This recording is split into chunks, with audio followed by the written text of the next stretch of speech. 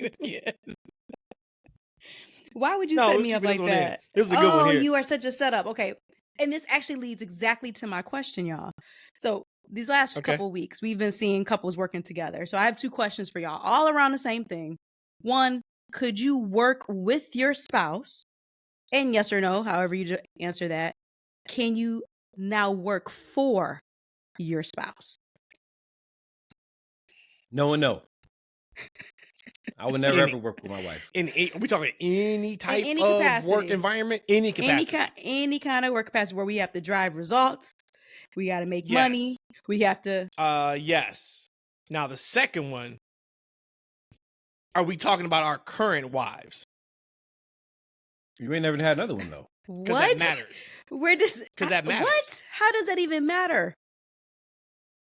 Because I may not work for you because you Mhm. may not be a great manager or whoever, but I may marry somebody who is an incredible manager. So I would say, okay, I probably could work with that person. The second question is dependent on actually your spouse. Number one, I think is more about who you are as a person, if you could work with said or not. But number two would be depending on the attributes of your husband or wife would dictate if you could work for them or not.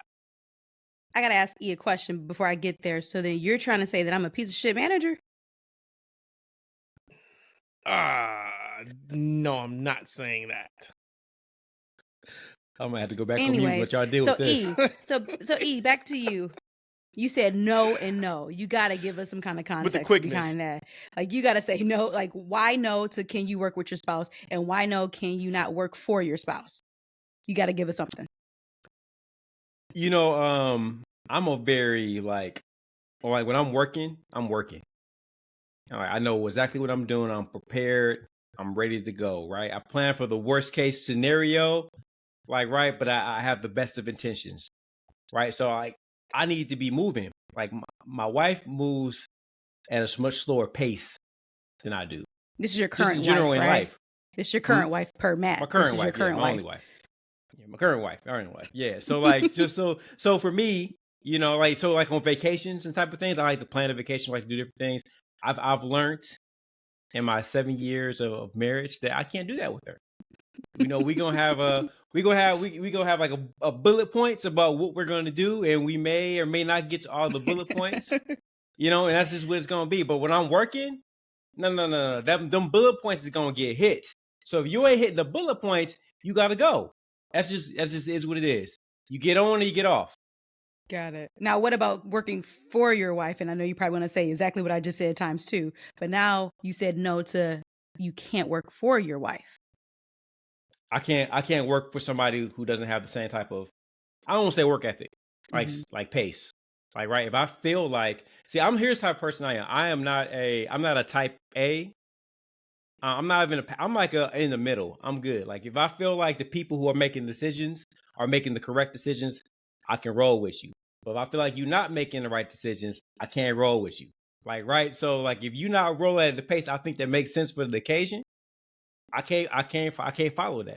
I'll get frustrated. Sure. I'll get unhappy, and I'll look for something else to do. Or I figure I gotta do it myself. But if I gotta do it myself, how they pay you the big bucks to do what I'm like? If I can just do it myself, right? So as far as my wife and I, like we have a great connection as far as like chemistry, as far as like having fun together. Like she is so super fun.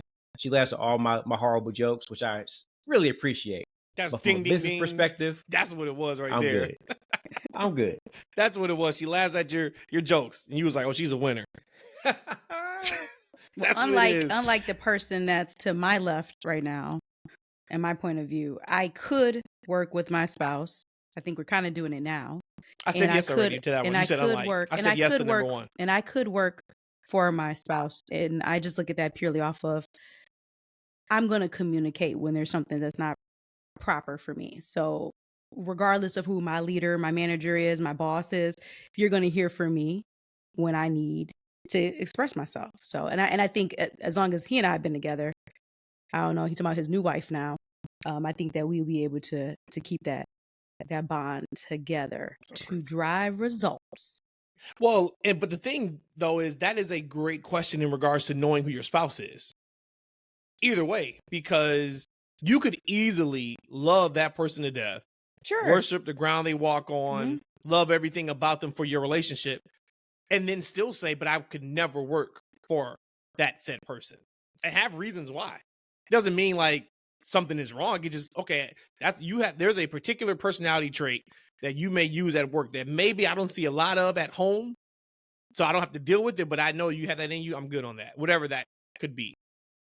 Right, so that was a good question. I'm guessing but I would that say came this. up because of AJ and CM Punk and Seth and Becky. Exactly. Right, and man, how much better is Seth and Becky this go around than the first time? Remember the first time they did this and how bad it was? I try to purge that from my memory. Yeah, well, that's we what didn't it want is. to see it. That's what it was. They didn't want that to be out there and known. They didn't want people to know they were together. No, it was how they were being used. They had no problem doing work together, but okay, how are we getting this presented? And remember, even when they presented, it wasn't good. It didn't make sense. Like, it made zero sense. At least them being together now makes sense. And spoiler alert. Go ahead. You know, I listened to Becky on Cody's podcast, and he was talking. I'm sorry, she was talking about her husband, and she was talking about him in such a positive light. It seemed like they have a great relationship and chemistry. Yep. So it kind of foreshadowed what we're seeing on screen right now, like the chemistry that they have together. Oh, yeah, she loves him. And we know. So what I was going to say was, spoiler alert, we haven't even gotten into it yet. This may not even come up on the show. Maybe it will, though. The crowd ruined their promo segment on Raw Monday. You think so? When they were just out or when all four of them was out? All of it. Yeah, all of it. When they were all out there in the ring, they're trying to get business done. Like, chants are cool, of course, the majority of the time, but a lot of their chants was taken away from what they were trying to get accomplished. I'm sure they would tell you the crowd did not help during that time. It's fine, it's okay. But I was like, damn, if they would just shut up for a little bit. They chanted almost like after every third or fourth line that one the wrestlers would give, and it just there's times for it, and that just wasn't the time that it should have been like that. You know what's crazy, y'all? What's that? I don't have no idea what you're talking about. Like I get so hyper focused. I get so hyper focused on like the main thing. Like, right? I don't remember them chanting at all. Like in that entire, I have no idea what you're talking about, to be honest with you. But it's the same thing. Like, I draw out the commentary as well, especially when I get into like a segment, like into a wrestling match. I can't really always listen to the commentary. I've told you that before, so I have no idea what you're talking about as far as these scar chants. I get that. I get the drowning out of the commentary, but with the crowd chants and such, they were interrupting the promos. At times, they had to redirect the promo because of the chants. That's why I would think you would have caught that. But if I'm on an island on that, I'm good with that. I think you kind of on the island, like you're on like the Babalo boat about to get to Babalo. I think that's where you're at. And for a reference of Babalo, it's like shout the out, Cedar what up, Point. though? Shout out to Detroit. That's like the Cedar Point. Yeah, that's like, I think it technically was Canadian territory, I think, right? Yes, no, maybe so. No, I don't think that was. I thought Babalo. You thought we stop. You thought we all just got on that boat and traveled to Canada and didn't get. Y'all got to give context to the Babalo. Like, it's a lot of our listeners either ain't old enough and they ain't from the D.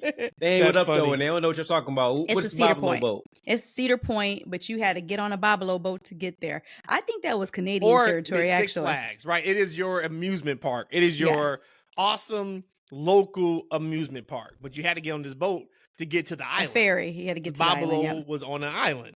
So and it was a requirement.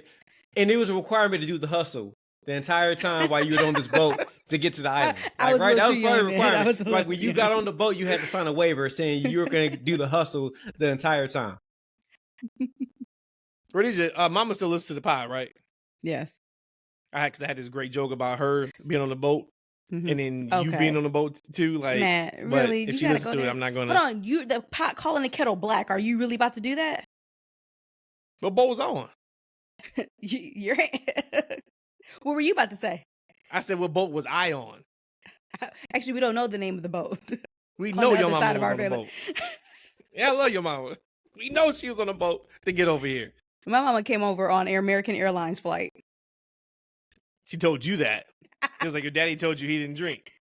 So Rhodesia gonna talk about last week. It's the truth. We're sitting there. What were we watching? We were watching what movie? It was something, because remember, it was a bar scene. What did we just watch? Whatever it was great. And Rhodesia goes, yeah, like, because her dad played music. So she's like, yeah, my dad, like, didn't drink. You know, I guess, like, he was the younger brother, the older brother was an alcoholic, so his dad, he died from her dad didn't want to drink, right? So he died from it, so he tells Rhodesia, like, hey, I never touched alcohol. And I told her, that's what he told you. There is no way that man who was picking up young Filipinos back in the day from the Philippines did not have a drink while he was in there playing them 4-hour bar sessions. You are not going to disrespect my dead daddy on this podcast, okay? My daddy. Happy birthday. Happy birthday, my dead dad. He would have been 99 years old last week. Look, if he was still alive, he'd be 99. We got to stop that, because he wouldn't have been alive. Wow. I said he would have been. I didn't say it's his 99th birthday. I said he would have been. I'd never forget that time Biggie and Pac died. And I remember it was like 12 years after they died. And a lady on the news was like, Tupac would have been. He wouldn't have been shit. He died a long time ago. Let's not do that. Like, you know what I'm talking about. They don't say, like, this is the 120th birthday of blah, blah, blah. They will say he would have been 120 today. It's like, no, he would not have. Yes, he would have. If he or she was still alive, nobody that would have been lives it. To Tomato, 120. tomato. Yes, they do. I had this lady that lived in the town that I'm from. She was like 118. She was the oldest lady born or alive still up until like 2012. No, for real. All right. You can look it up. We got to start this Her show. name was Miss Tally. I forgot her first name, but look it up. In Michigan, Miss Tally lived to 118. Episode 217 of the TFW podcast. That's Freakin' Wrestling, the best kept secret in wrestling podcast. If we were on a network, we would have got kicked off at some point. No, we wouldn't. I think that we would, because they'd have been like, "Are you ever going to start this show?" They would have went to the first commercial break. Because of that, It would have been like, "All right, you just really messed up this time." Y'all know who we are. I'm your favorite talker out in these wrestling streets, Matt, joined by the esteemed Eshawn. That is what E stands for. If you were listening to the pod about 6 episodes ago, you get it. Rhodesia's there, aka Rhodesiae. Also, AKA your first wife. My daddy would have been 176. No, my daddy would have been 99. Love it. Shout out to daddy. Shout out to all the daddies, except for when E says that. Shout out to the big daddy. Let's go.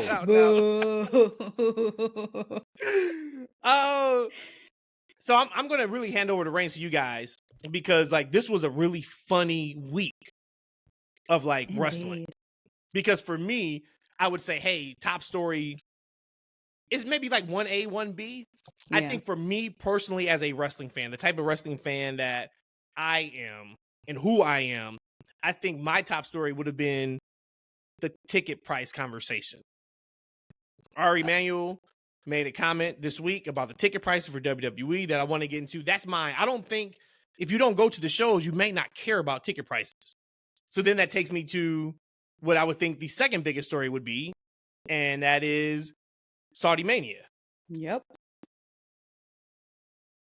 But if you don't go to WrestleMania, I don't know how big of a story that is. They've had shows there for a very long time. This is not the first show in Saudi. So then I'm like, okay, do we try to go with something else? Like, is it Andrade? And I'm like, Andrade ain't really like he ain't popping first right now. Topic. You know what I'm saying? Like, he ain't first topic. Yeah. Because we ain't got no details on why he got fired. We can make up some stuff. He comes in after when I talk about Armageddon. This is a perfect example for Rhodesia's rumors. Right, I would say exactly. Right, okay. This is after I talk about Armageddon a few times. I pop myself, and it's cheesy and corny, and then that's when we bring up Andrade to break from that. Like, y'all know he showed up high on crack, right? And you'd be like, I don't think that happened either. I wouldn't say crack. So, what do y'all want to start with, man? What do y'all want to start with, and what do y'all want to talk about? I think E brought up a really great point that we have to, and I get what you're saying, but we have to bring up WrestleMania and Saudi. And I think this is actually kind of a hot topic item for people who, again, it's a segment of people. Because like you said, some people is not going to give two shits because I'm not going to WrestleMania anyways. You know, I'm just going to turn on ESPN or whatever they're on now for their PLEs, and they're going to watch it anyways. I am so against it. And the only reason why I'm so against it, and Matt and I talked about this for a hot quick second, was because of all the places to do your first international. And Matthew brought up, they've been in Toronto. I get that. I meant outside of the continental United States, North America. I'm going to say the first place they should have been somewhere in the UK. It should have been really somewhere in Europe. Should have been their first WrestleMania if it was going to be abroad. Can I ask you a question real quick with that? Mm-hmm. Why should it have been? Why should just because the UK it's a longer fan base.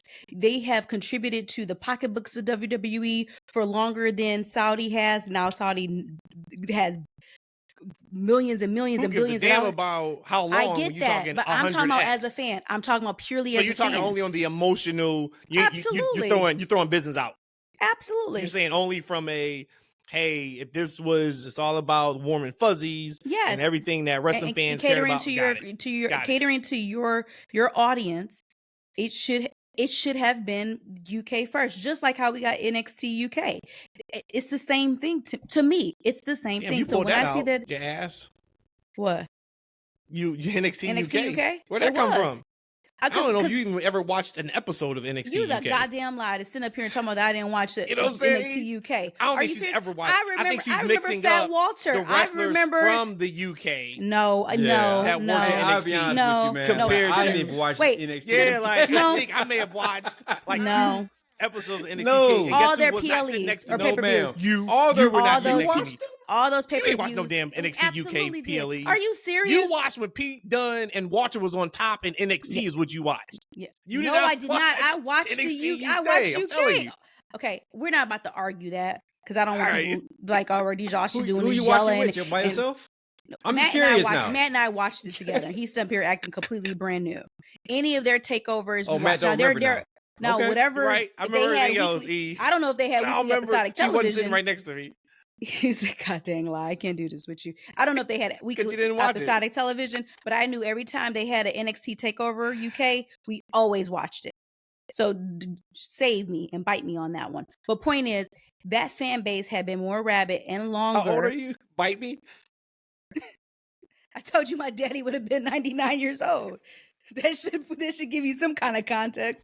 How long did your male That is a polar opposite of E's running joke with you. E act like you're 12. You telling him you 212. God bless, man. What are we doing on this episode? To put in perspective, my eldest sister is 76 years old. My mama's 75. Goddamn. Anyways. Think about that. Yeah. Your sister's older than your mama. Sheesh. Hey, Mom. Your sister. Mm-hmm. Oh, I just put it together. What's that? Your sister was driving the boat to bring your mama here for your daddy. Your sister, Mama, don't listen to this. Ma, don't listen to this. Your son in love is just being mad disrespectful right now. Talking about your husband. Talking about your first husband.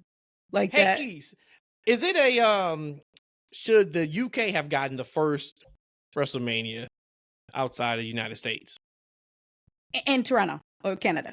Because they had No, I get what Rhodesia's saying. Absolutely. You think about like love letter to some of these fans to have like the first international WrestleMania. I mean, sure, I think a lot of countries could be up for that, right? But here's the cold hard facts about today's WWE. They all about business and they making that money. They don't give a goddamn about the love affair that these countries have with them or not. Like, they going to Saudi for one reason and one reason only: the monies. That's all they care about. Obviously, I mean, we're going to get to it because the conversation kind of is going to lead to the ticket prices. But this company, that's right, not just dollars though, man. We need to put a couple more zeros. You got them in the purse. I know you got them. Because y'all spent you got to say something to pop up on camera so they see the money flying by your head. I didn't want to be disrespectful to myself because I only have 2 singles to show. No. Just go your purse. There's other hundreds out there. We already know what it is. But yeah, they all about the money. I got some money. Hold on. Right? Because if you want to look at the WWE as currently, like, you want to talk about they're putting on a show for a business. It's all about the dollars at the end of the day. TKO, which run WWE like a business, is all about the almighty dollars. We complained about Vince McMahon doing this years ago, like, man, look, he's just doing this for profit, right? It's come out that Vince McMahon has said somewhere, they found the man somewhere, like, right? They found, I don't know where they found him at, but they found him. He said that, well, no, they didn't find him. I think somebody Ari. This is part of Ari's message where he said Vince McMahon priced these tickets for families. So he didn't want to go too high because he wanted to bring families. Mm-hmm. Well, that's not how TKO is doing business. And it's working. So, like, you said a couple times, they're all about the money. On one hand, why would they not be? Because it's a business. Pro wrestling is a business. You ask any wrestler that's on top, that has been on top for a long time, they will tell you it's about being on top, right? It's about the money. It's about the business. That is what this is. So on one hand, of course, I get the whole thing. On one hand. I get what some people feel like is propaganda still from WWE about Saudi. I get all that. I get to Rhodesia's point. Man, England's been putting in work trying to get a WrestleMania. They don't get it. But to E's point, for them, they are putting on this television show to sell tickets.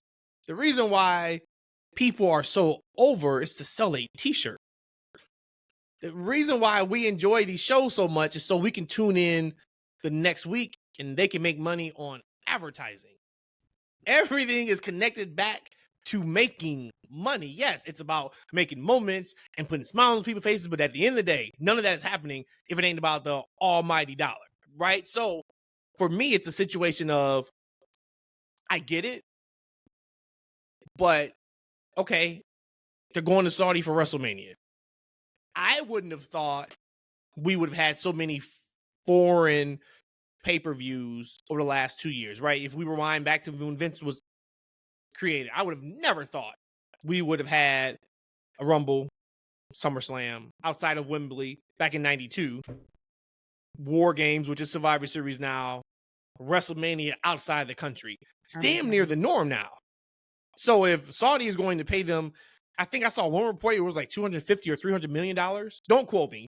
It was somewhere astronomical. Lots of money. Where they would have to put on, like 8 WrestleManias or something like that to get that same amount of money. If we can get all that in one shot, and the show basically is going to be paid for, right? So, yeah, people who usually go to WrestleMania every year, that's who I feel like that sucks for them. Like, people who legit go every year. We've gone to 11, I think, out of 14. Okay, so we go typically every year, but I'm not going to Vegas this year or next year. I didn't plan on going to Vegas next year, and I wasn't going in 2027. So probably for me, I feel a little bit differently because I know I'm not going, right? Like, until they figure out these ticket prices, I'm good. Because, as I said 2 weeks ago, I don't regret going to see SmackDown whatsoever. But you're asking for some amount of money where I can watch the same thing on television. And it's not on tape delay, right? We're not going to know the results before we watch. So it's not like, oh, you got to watch it live as it happens or you're going to find out what happened. No, I'm good. Real quick, and I'll throw it back to you guys. So the whole thing so I saw a lot of stuff about TKO. We've been seeing it. People hate TKO. I'm not caping for TKO. This is not this. But what I will say is, if you don't want to go to the shows or you can't afford to go to the shows, don't go. If you're not paying the money, then the ticket prices aren't affecting you from a money perspective. Because the word is, I hate since TKO's taken over WB, it's been shit. They've gone down the drain. All they care about is money. Okay, so if you're not going to the shows, you can still watch Raw and SmackDown on basic cable for SmackDown or international Netflix for both. PLEs, international Netflix. Now it's going to be ESPN domestically. Of course, unless you have a VPN. I would highly recommend getting the VPN. You can watch it on Netflix. Prices really haven't gone up from that. We were watching the network, which was $9.99. Then they went up in price a little bit. Then they moved over to Peacock. So that really hasn't changed. So really, outside of ticket prices, not much has changed since TKO has taken over, in my opinion, if you want to talk about from a, oh my God, all they care about is business. Outside of now, there are so many more hands in the pot. We get the ring that has 17 different logos on it. I don't care about that. I've been watching UFC forever. Like, every week I look to see if there's a new one. It was a new one on Raw, and then I kind of keep it moving. But outside of that, there's really not much that has gone crazy with TKO taking over for WWE. I am excited though when they do hit that ceiling and that bubble pops for ticket prices. That is what I'm excited for. I'm not wishing them, to lose money or such, but maybe I am if I'm saying this. But it has to get to a point where these ticket prices have got to go away. So great segue, and I'll throw it to you guys. So Ari, what he said was basically they use dynamic pricing in WWE and UFC, meaning they see what the market is and they will continue to raise that price until they can't raise it really anymore. And they said UFC, they've kind of got it figured out, but they're not there yet with WWE, meaning ticket prices are going to go even higher. And he's telling you ticket prices are going to be higher because we're still selling out. And he is 100% justified in that thought process. But for me, and maybe it's going to take a creative turn. And holy hell, I thought about you and your conversation last week at the end of the pod when you were really trying to wreck your brain about AEW. You kept saying, why is WWE continuing to counter program AEW when right now AEW is not quote unquote competition? Well, if I know our plan is to raise ticket prices as high as we cannot afford for any competition to start. Ricochet came out and said that AEW is a perfect alternative for families if they cannot afford going to a WWE show. I think that is a tremendous sentiment. I just don't think AEW is a family product. Right? If I got an 8 or 9 year old, family is what he meant. He said adult family. He is correct. Right? Like if I was going to continue to say, all right, even though WWE's prices are too high and I still need to go see wrestling, I'm going to every AEW show. Like, you know what I'm saying? Like I am. Granted, we go to both typically anyway, all three of us, when man, I gotta slow you down, man, because you get on the train, you start passing stops too quickly, man. So we can't really engage into the conversation, man, because you switched over to Ricochet, which is a great topic about AEW and ticket prices. But talk about the business aspect of it. I get people who have conversations with my personal business is a business, right? Like business is a business. It's not a community event, right? Like WWE ain't there for anything other but the almighty dollar, right? So as you said, like, right, these prices are going to bottom out when people stop paying prices. Like, right, last year people paid a lot of money, like to these shows. Overall, if you go to like the UFC shows, like I think like the whole bottom row is like celebrities and millionaires and all these high dollar people, right? So if you go to the Lakers games, I think that's the same thing at the Staples Centers. You got these people, these millionaires, and these people who make all this money. They're the ones on a lower bowl, and then some of the poor folk like me, we up at the sky high, and we saved all year to be up there. Like that's going to happen. So what's going to stop these tickets prices is when y'all stop going. Like right, like personally for me, I'm good. As you said, I'm fine with watching these shows, Saudi and UK, London, wherever it is. I'm fine watching them to come from my own home where I ain't got to pay $30 for a pizza. For a slice of pizza nowadays, right? Because that's the only thing about it ain't just WWE. Everything is overpriced here in the States. Everything is outrageous pricing, right? So you go to one of these events, you're going to spend like 30 grand on a seat. But then you're going to go to the stands and you're going to drop another 50 just for a meal. Like, right? Because you're going to get a $10 pop, maybe $12 pop. You're going to get a $15 slice of pizza.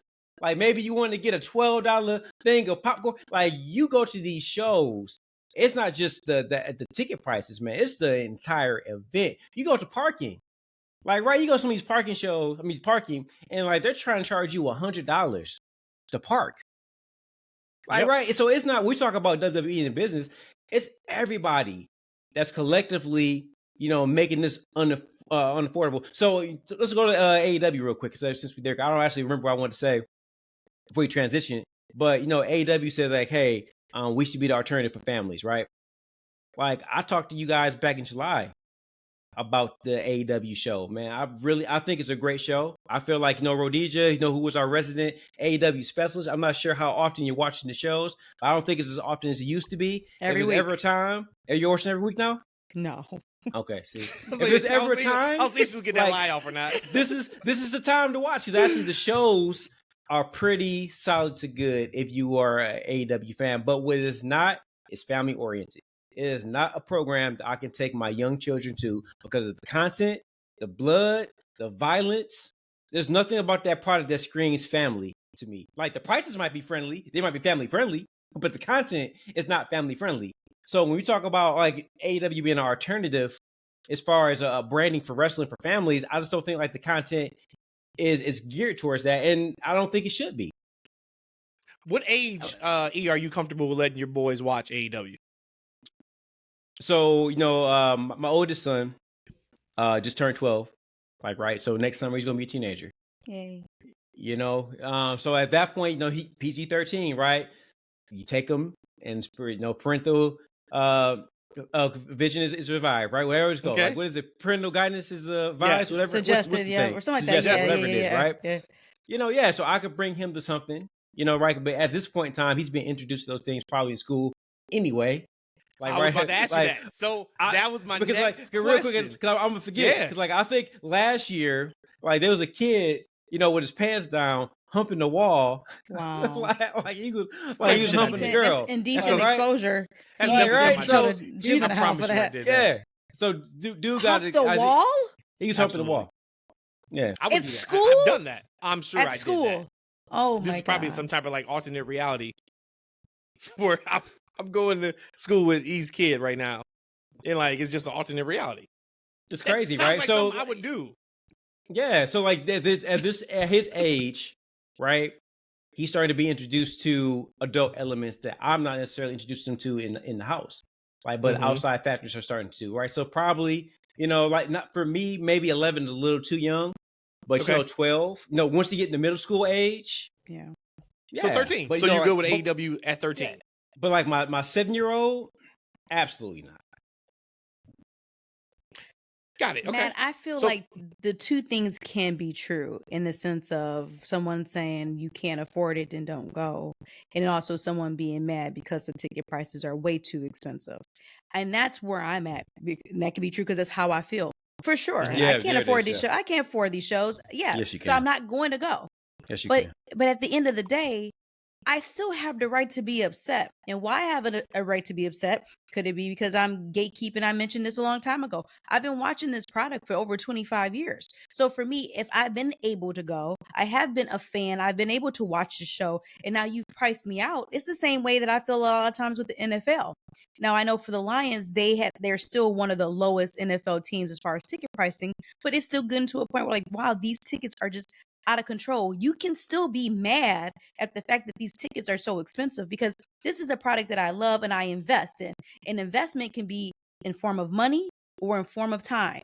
I invest money in time, or money too, but invest time into pro wrestling, WWE specifically. I could have an upset feeling that these tickets are out of line. And because this kind of happened in the road when TKO came aboard, I can blame them.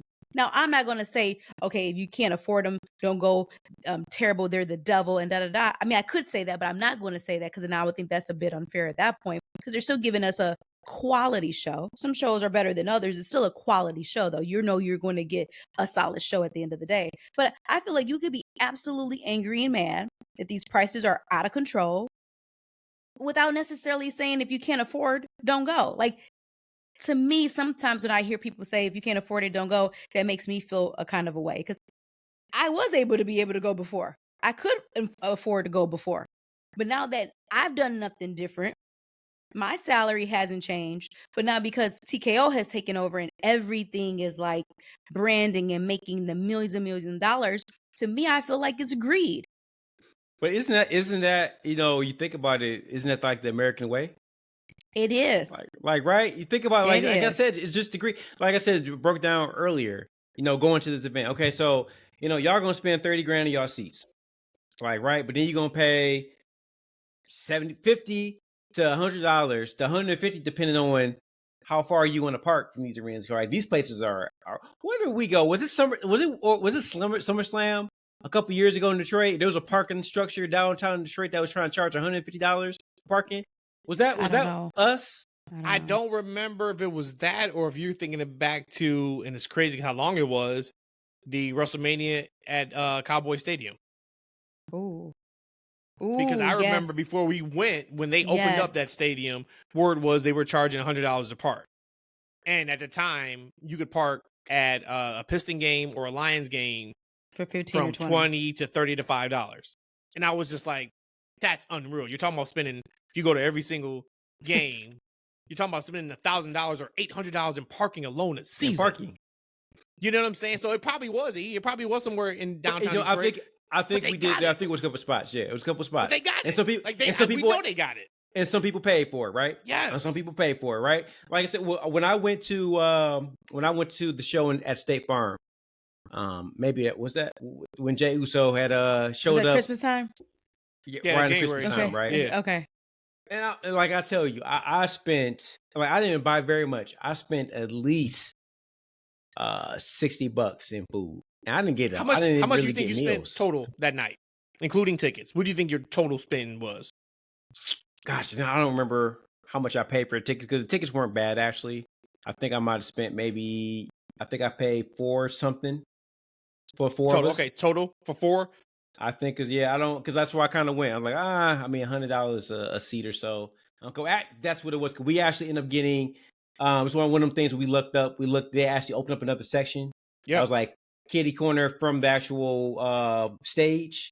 And those were really affordable seats. So I think it would end up being like under 100, but it ended up being a little bit more than 100 because Ticketmaster wanted to charge like an extra, like $30 to $40 in fees, right? Ticketmaster paying an extra $40 in fees, right? So I think their tickets were originally about $75, but with the Ticketmaster fees, it went to over $100 per ticket, right?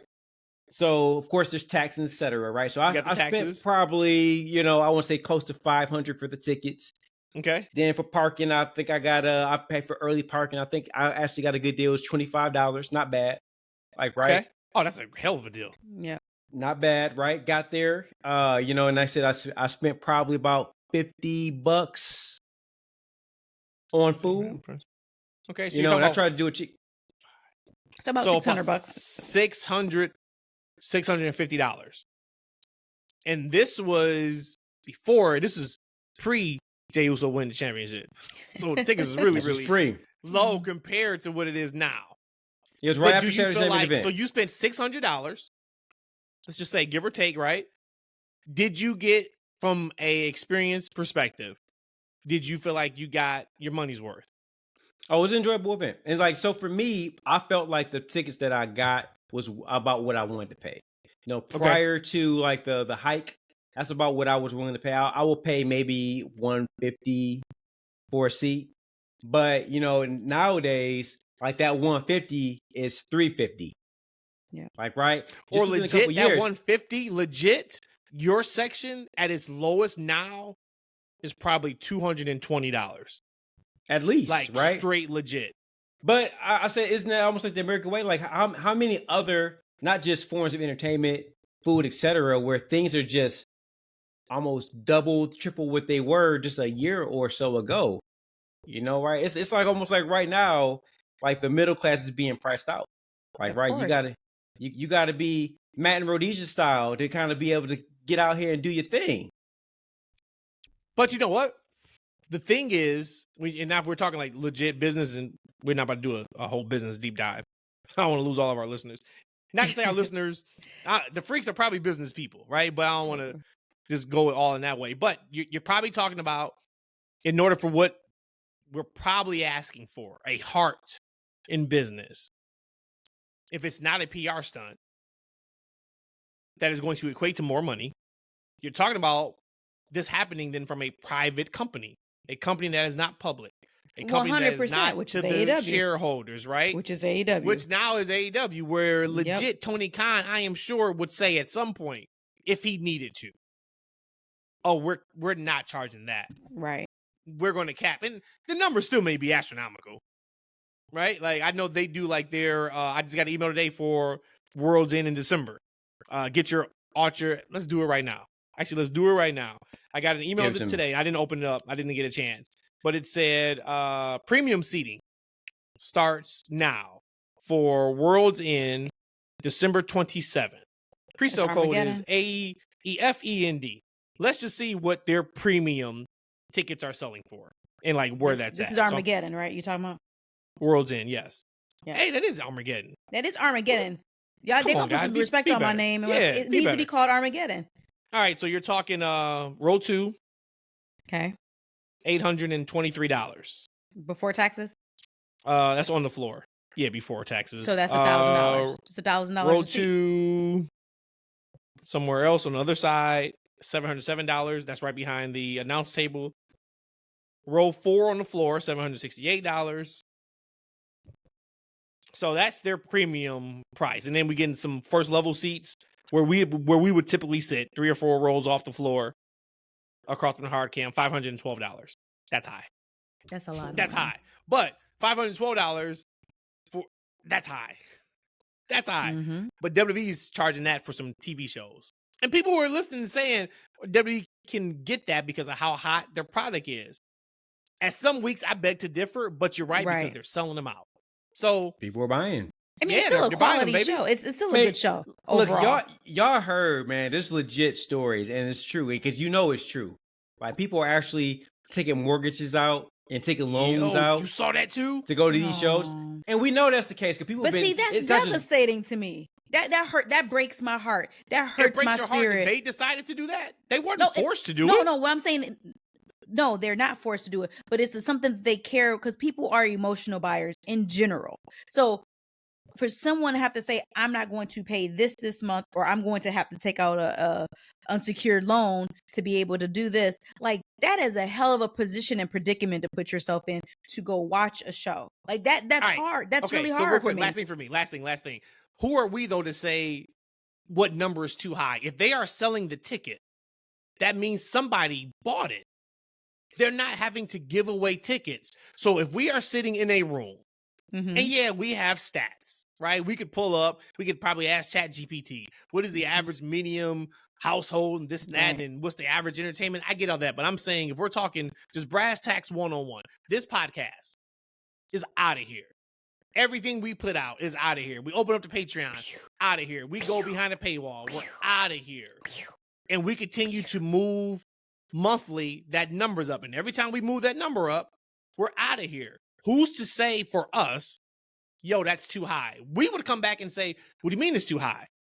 There's thousands of people, tens of thousands of people, hundreds of thousands of people that are paying that number and not complaining. We're not. But there's a lot that is complaining. We're not getting bad press behind it. We're just selling our product, and people are continuing to buy it. What do you mean it's too high? It's a business. They're here to make money. And again, right, from a smart business person, you pump the brakes when the consumer stops buying, right? So when they stop selling out, that's when those prices come in. That's why I always say, like, look, if everybody, this is what I always say about people who complain about, like I said, for me, it's stupid shit. Like, if you can't complain about something, you partake, right? If something is if you say this is too expensive and I'm mad about it, I don't want to see you there waving your tickets in the air. Talk about what you paid and the mortgage you took out and the personal loan. I don't want to hear you. I don't want to hear about it. I got a good retort for this, though. I got a good retort. What'd you say? Bring it back. What'd you say? Like, I don't want you to see you waving your tickets, in the air. Show me your new mortgage loan you took out, and you gonna complain about the prices. Like, if the price is too much, don't buy it. Period. That's just what it is. Well, I love crab legs. Hey, what they say back in the day? Oh, see, like Google talking to me now because she hot too. Like, look, hey, what they say about this? What's the saying? But they have in the U.S. right? If the glove don't fit, you must have quit. That was what they said back in the day. They'll get the hit. Hey, look, if everybody stop buying, they'll get the hit, and the prices will come down. Yeah. But that's why But you guys have heard me say on this show, and we'll move on. Like, just wait. If you are really scared about them selling, I get it. Just wait, because they always open up tickets. Now, that has been backfiring at sometimes. But for the most part, when they first announce these tickets, let it ride. Somebody's going to sell them, or they're going to open up a new section toward the date of the show that's a little bit more price conscious. But at the end of the day... And that's what happened to me. Yeah, so we're going to see. I am very intrigued on what pops first.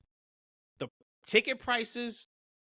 because the price is too high, or the quality of the show, and they have to drop the price because people aren't willing to pay that price because of what they're getting on TV. That I'm excited to be here for that. It's the latter. And then one quick moment of levity about this whole thing that can, besides TKO or in addition to TKO of getting the smoke, is Ticketmaster. Like, I want to tell them I don't buy the tickets, but when you buy the tickets, I want to say I will go pick up my tickets. Remember back in the day, you used to go to the mall, you used to go to Ticketmaster, you used to go to Macy's, you used to go to Will Call at the actual place. I'm gonna pick up my ticket. Give me my ticket. I don't want to pay $40 a person in sales tax. No, I will go pick up my tickets for WrestleMania.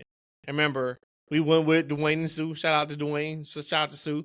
Hey. Me, Rhodesia, and Lil Matt. So that it was 5 of us. Our Ticketmaster fees were thousands of dollars for 5 tickets for 2 nights. I go pick up my ticket. What I are want we a doing? ticket. Actually, I really want, like, imagine this. I would want this as a ticket. I want that as a momentum. I don't care it being electronic in my phone. You want it as a momentum. Let me go real quick. Let me cook now real quick. Let me cook right now. We be the ones that be at the airport. Right, E? Matt is all about technology. Matt's like, I gotta have my boarding pass on my phone. I'm like, nope, I need my paper boarding pass.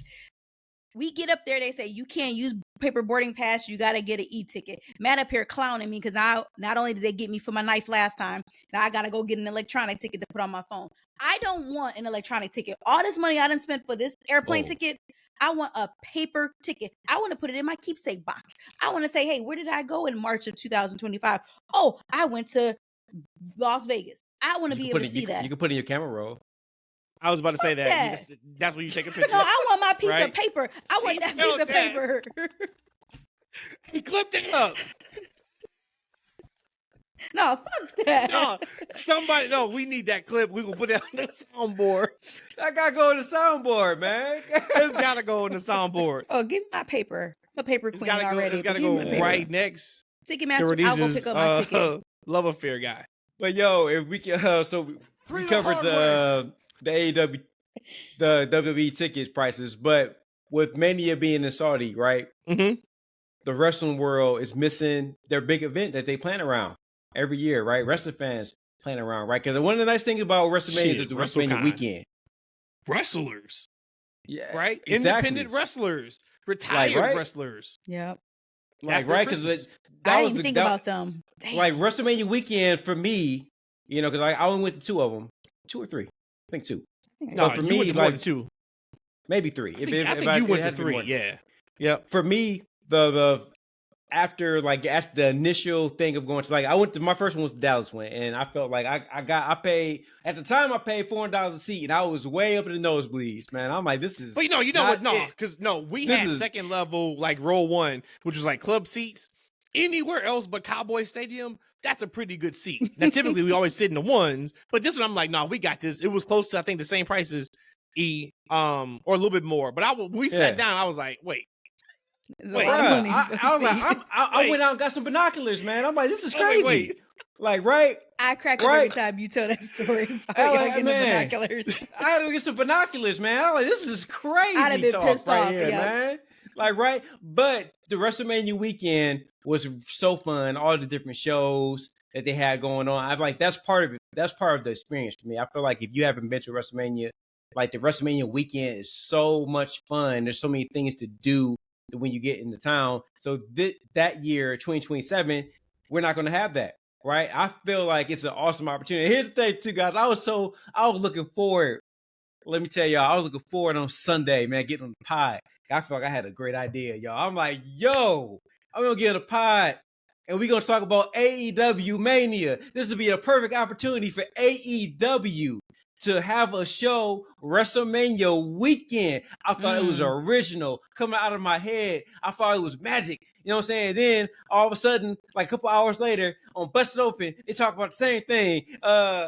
Dave and Brian talk about the same thing. I'm like, oh, I guess my idea ain't that original. It ain't that special because but it was original for you. Other people got the same idea. Doesn't matter. It still was original to you. Yeah, I couldn't wait. I'm like, oh man, I started taking notes. I wanted to get it out the correct way. I wanted to sell it, man. And then all of a sudden, I go on YouTube. Oh, you know, your AEW should have a show on WrestleMania weekend. But That's what I'm going with, you guys. Like, Yeah. Well, I like because that. it goes right to it. It makes sense perfect for you to opportunity. think that. So now the Mhm. question is this, though, E. I don't think you do a WrestleMania weekend because I think not that AEW should be scared of WWE, right? But WWE's been flexing their muscle against AEW. Once again, conversation last week about counter programming. I wouldn't do WrestleMania week. I would do another weekend. Like, it doesn't have to be in April. Hell, it doesn't even have to go against WrestleMania. And when I say go against, I'm talking about same day, same weekend. But it's all determined on they got to get their product hotter than what it is right now. For that to work, they would have to get to 2022 AEW hotness to be able to have enough clout with the fan base where they can go run an arena or a stadium and then have wrestling fans come to then also check out Noah, then also to check out whatever other independent show. You know what I'm saying? For WrestleCon to say, you know what? This is big enough to where, yeah, we're not going to make the money we did if it was WrestleMania in town. And maybe we don't get certain people to do signatures. But some of these people who come to every convention, you know, like the ex-wrestlers, hey, you're going to make half of what you made. You in? Okay, yeah, I'm still in. You could do that. I just don't think it has to go against WrestleMania. But see, let me for walk. them, Let me walk. their Let me product's give you gotta part of my get hot. notes. Let me part of my notes. I ripped up my notes. Okay. Once I got so irritated that it wasn't original no more. But here's my part of my plan, because this is also what pissed me Oh, off. he even wrote a business plan. Oh, hell yeah, I had a plan. I'm I had a locked in. plan, All right, right? what you got? Rip that bitch up, right? Rip that bitch up. Go. Bully Ray had already, like, it's actually like Bully Ray. Like, when I think about my certain opinion, he has similar opinions. I feel like, oh damn, I feel like he done took my opinion. I don't take his opinion, so I don't say certain things. But he had something called free for all, right? All all in, all he had free for all. Like, if Tony Khan is a billionaire, he can afford to do a free show. I wouldn't go that far as making it free, but would it if it truly was a family friendly priced event, right? To where you can get floor seats for a couple $100. And, lower bowl, $50. I get it, but you like, see right? this? Oh, for hell this, no. All right, for man. this, I know for this specific event, right? Okay. Because so what we it doing is, stadiums? We doing a stadium? we doing the stadium. Yeah, you do a stadium. You have to. Okay. And so, all right, and listen to all me, right. walk with me, because this is an event that's a FU to WWE. To Oof, everything you trying to go hard. everything about, right? Look, we running on your day, right? We running in your time. So, because think about this, right? Because the Mania Saudi show. Oh yeah, see, the Mania Saudi show. The Mania Saudi show is going to be around 1 o'clock, 2 o'clock, right? It's going to be over by 8 p.m. And what you gonna do, E? And main event time, right? The freaks come out, baby. The freaks come out, baby. That's right. That's freaking wrestling. Tony Khan put us on payroll for the weekend, right? Hello, come on. The freaks come out at night, like, right? That's when the real show starts. That's when, guess what? We care about the U.S. and their fan base and their pocket prices. We got you this weekend, baby. Come out to our money friendly event. Like, right, we gonna give you not one but 2 nights of outstanding wrestling, because guess what? We got 1,000 wrestlers on tap. We got Keith Lee sitting at the Chomps right now, ready to wrestle. Like, right, he gonna be there wrestling. So just imagine this event that they got for the wrestling fans, right? This is wrestling for the sickos, for the families. Come out, enjoy our 2 nights. And guess what? I can take advantage of our partners, right? You got CMLL, like, right? You got New Japan, other indie promotions. Ring of Honor? Let's bring back Ring of Honor, right? But let's bring our partners. There you go. Let's bring our partners. Like, right, let's bring our community and let's rally around the big evil engine that's WWE. I love it. Let's bring it back. Can I add one caveat? This I want show's to do gotta one be caveat. great, man. I love everything you just said. One Because caveat.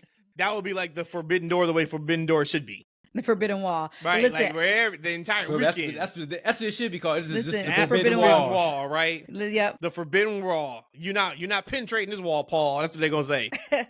No, how about this? I love everything you just said, E. Can I add one caveat? What you got? Can it be in the UK?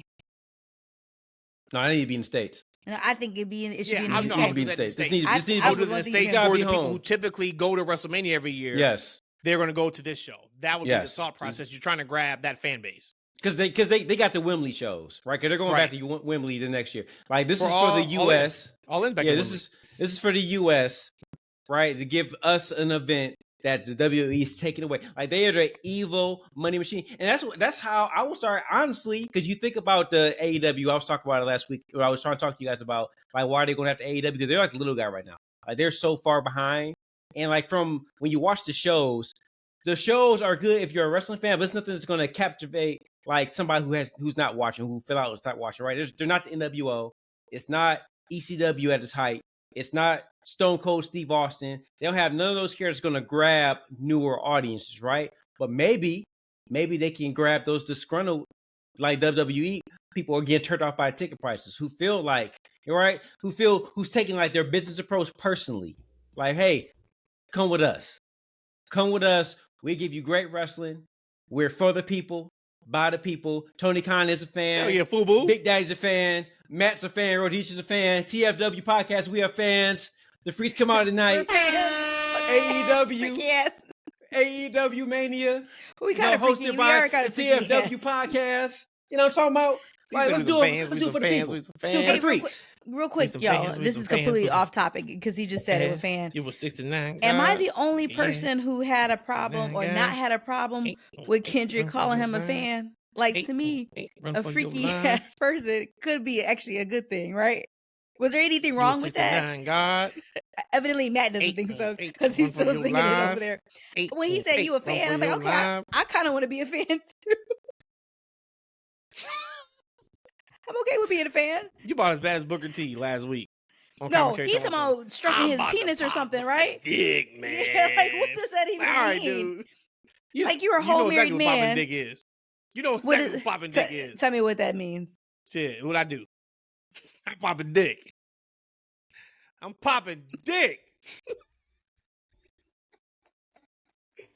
All right, man. One last question about money, and then we can move on. We got to go WrestlePalooza, and then it's over. This show's over. What a great show. So they fantastic. The Sphere in Las Vegas. Yeah, they are playing Wizard of Oz on the screen. If you don't know about the Sphere, it's the big circular apparatus in Las Vegas that you see from outside. Inside, they do concerts. They did the one UFC show, but what they typically have running is like this like mini movie where it's wind is blowing, then you actually get wind put on you. If it's heat, you get hot. If it is snow, they can manipulate their snow inside the sphere. So it's kind of like 5D to the max. They're doing Wizard of Oz for $200 a ticket. For me, because Wizard of Oz is one of my favorite movies, I would pay that in a heartbeat to go see Wizard of Oz in that setting. It's the entire movie. So if you've been to it's the whole movie. Yeah, so if you've been to what's the place down in Universal Studios where they did like Shrek 4D, some of those things, exact same thing. Twister. If you had to spend $200, it could be a movie, it could be anything, but it's on the screen, right? So it's not a concert, it's not a fight, it's not wrestling. If you had to spend $200, what would you want to spend $200 on to see at the Sphere? Coming to America. Oh my God! All right. Interstellar. Sorry. I'll go Interstellar. That's my number 2. Okay. Yeah. They gonna suck the life out of you. You gonna have no helmet. You dying in the first 5 minutes of the movie. That doesn't happen in the first 5 minutes of the movie. So. All right. Okay. You know, some of my favorite movies are number one. My favorite movie of all time, strangely, is The Lost Boys. Okay. However, I don't think that would take a full advantage of that. Right. So for me, I'll have to actually think about it. It have to be a movie that has great, sound, great action, cinematics, etc. That can really take advantage of the entire thing. When I think of the Wizard of Oz, I don't think that's that.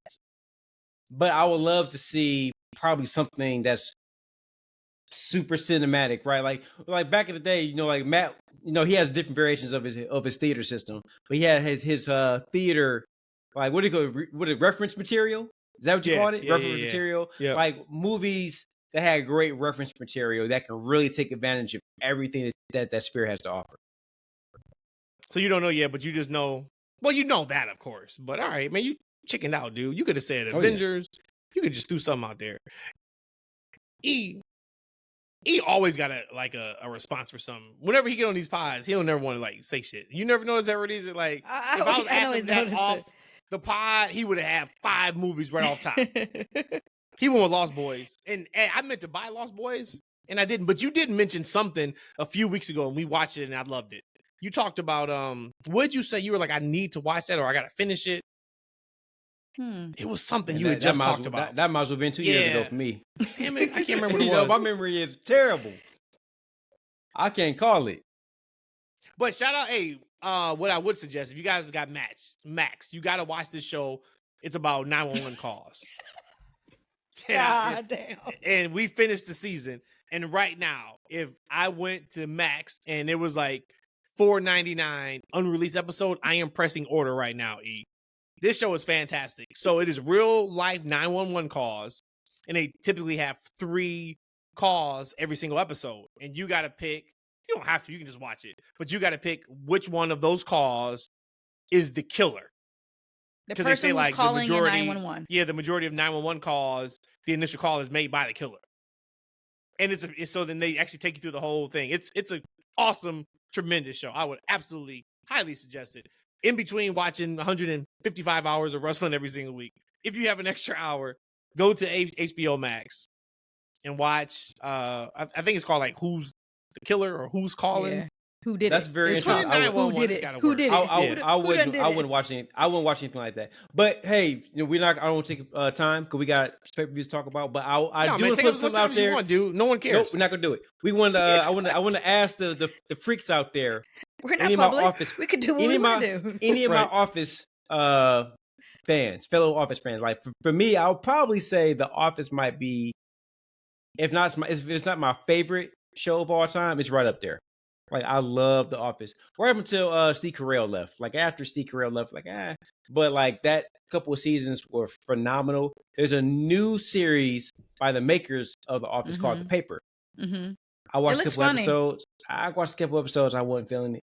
So I'm wondering if anybody else who are Office fans, I got to about episode 4. Should I continue to watch it? Does it get better? Because I will say, originally The Office was a slow burn too. Like the first season was kind of a slow burn. Office didn't really take off until, for me as a fan, into Office season 2. That's when the characters are a little more fleshed out. Dwight was a little more Dwight, like the characters became a little more zany, and I felt like they're a little more free. Does that happen in this Paper series? Any freaks out there? I also wonder too if they're just trying to be too much like The Office, and then maybe sometimes that comes off as like, ugh. It seems like it's a show that's trying to carve its own identity. Okay, so it does seem like it. Yeah, okay. I wouldn't, because sometimes like it's a couple of shows to where, like for instance, like Saved by the Bell back in the day. Y'all remember that, right? When they had like the first remake of it, when they had like different characters, but they had like they had their own. They had a different version of like Zach. They had a like different version. Days. It was actually pretty fire. Not College Days. They had another version of Saved by Bell, and they were back in Bayside High, and I think Screech was actually a teacher. That's fake. Yeah. News. So he was a principal. I think he was a principal. Yeah. Something like that. And like, so they had another kid who was that version of Zach. They had another dude named Weasel who was Screech. They had another dude who it was like a newer version of the same character.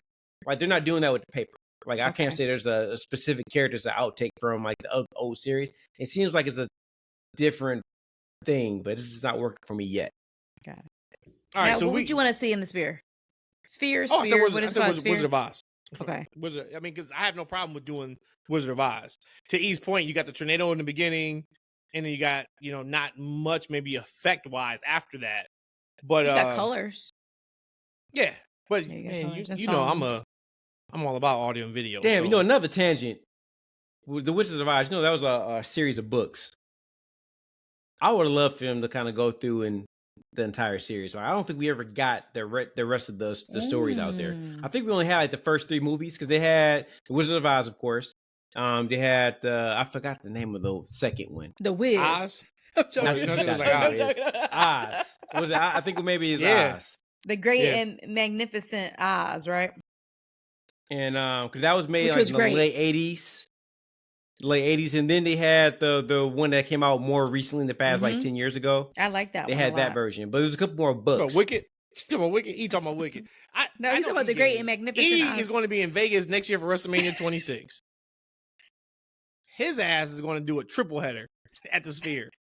He spent $200 to go see Lost Boys.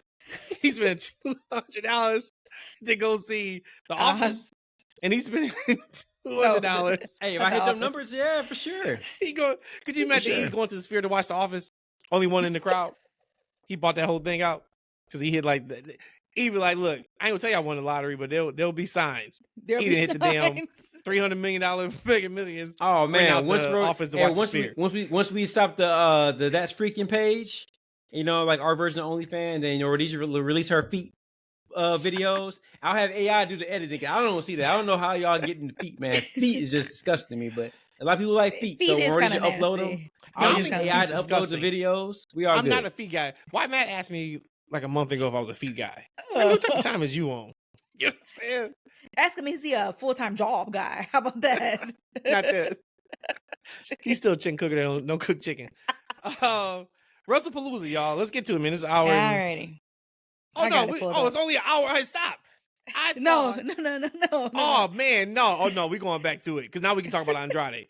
It's an hour and 6 minutes. When I looked up, I thought it was like an hour and 32 minutes. So we good. I mean, honestly, I don't have much to say. I do think it's a ball dropped. Yeah. With Andrade, I understand that whatever he's got going on, there was, they said it was a wellness violation, and they couldn't get a hold of him. Something happened. Oh wow. Where he was sent home. It's the whole thing. I'm talking about just on TV. I don't think that he got a actual fair shot to get over this go round. Now, word was him in Phoenix. We're going to win the tag titles at Clash in Paris, and that's when whatever happened. So maybe that's what it would have been. I don't have much on it. It was a surprise, of course, because you don't see people just get released like that. But I see him going back to AEW. Maybe not immediately, but I do see that.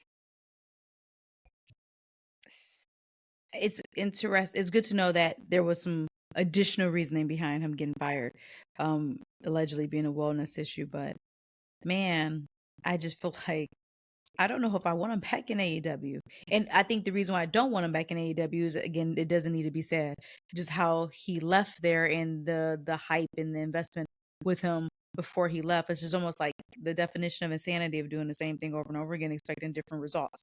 Time has changed. I get that. But I just don't know. Maybe he just needs to be off of TV for a while. But that's probably not nice for me to say, because if he's a wrestler and he wants to wrestle, I want him to make money. But I don't really care for seeing him in AEW. Just like I still don't really care so much with this version of Rusev in WWE. I actually think Rusev is starting to not catch on fire, but I think he's starting to figure it out on the main roster with his new character. Yeah, he started getting I think the Sheamus thing worked pretty well with him. Reestablished him into the audience. As far as Andrade, I gotta tell you, man, I'm looking at him. Same thing with AEW. Like, the man looks the part. He can go in the ring, right. But from a character standpoint, it's just doesn't click. He was at his best when he had Zelina. Like, when Selena did most of the talking, they looked great together, because Andrade isn't the tallest guy, right? But Selena, she's so short, made him look tall. He always had broad shoulders, and she was so great on the microphone and being an advocate for him. And all he had to do was go in the ring and do his thing, be the star that he is, wrestle, and he looked the part. Right? Takes Selena away from him. Now he has to speak for himself and express his character. He just couldn't do it. He couldn't do it in AEW. He couldn't do it in WWE. And I think that's what really hurt himself when he was in WWE. For whatever reason, they wouldn't put those two back together. Right? I feel like it make a lot of sense, because they're not doing anything with Selena right now. Maybe she's injured. I don't know. She ain't injured. They were, why they didn't put them back together, brother? She was too busy taking the U.S. title from Chelsea Green and killing that division off when she did that. God. That belt Don't hasn't do that. recovered since. Let No. me just- And it's nothing I'm against sorry. Zelina. I'm sorry. You're right. That's what I'm saying. Yeah, it's nothing against her. Zelina. Yeah, we But like her. when I she- want to like, yeah. No, of course we like do. her. We like It's her, nothing man. I against don't her. want- you know what I'm talking But about. if We we're can't. not going to act like all momentum stopped with the U.S. Yeah, we can't deny title that. defense, come on, man. Exactly. Yeah, we can't deny that. But Somebody so we here, did shout out though. Hey, Who's real quick, that? somebody we got to shout out. Dominic Mysterio Okay. Dirty won the Dom. AAA Mega Championship on Friday night. Mhm. He's the Intercontinental Championship. He really ain't doing much with that title, but whatever. But I do just want to. The reason why I say shout him out. That guy is entertaining. We've he's the been opposite saying of that. Andrade. He's the Dude. opposite of We've been Andrade. saying that. So He's the when opposite you of said Andrade. like when you talk about like the mic skills and things of that nature, Dominic Mysterio. I'm gonna stay away from any type of hyperbole. He's very, very entertaining, and he's figured it out and he's got it.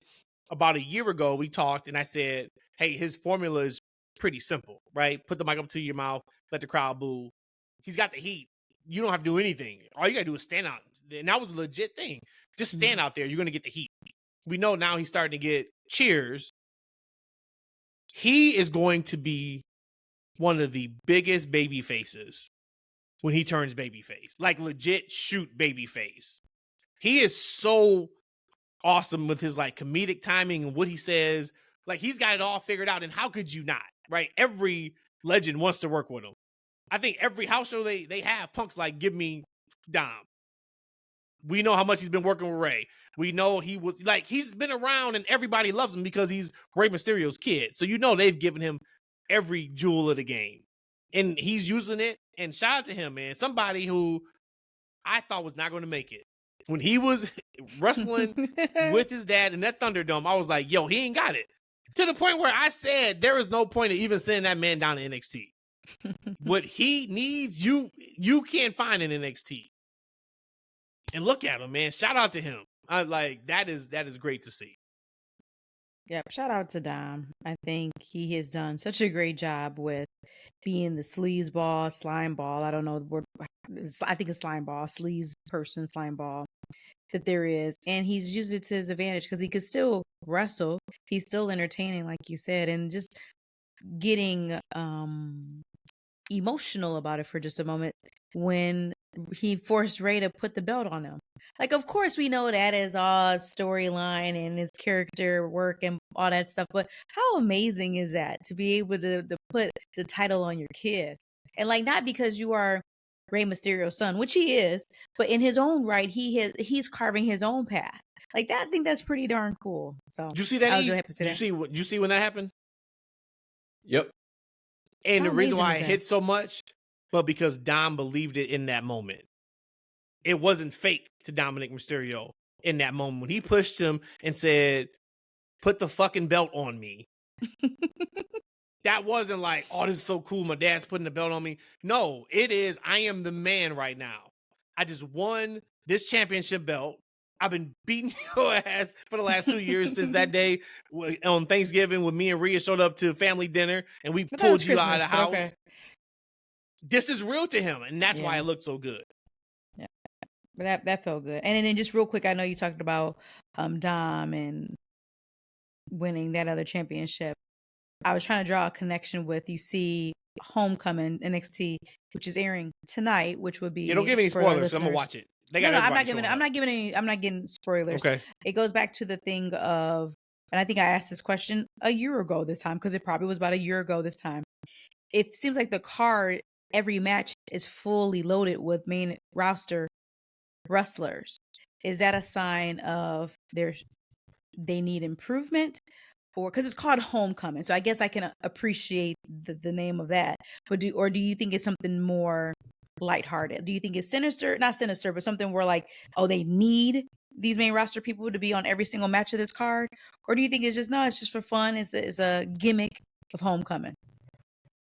That one. Okay, you think the same? E? Yeah, I think so. But you know what? One thing I saw, because I want to watch the show as well.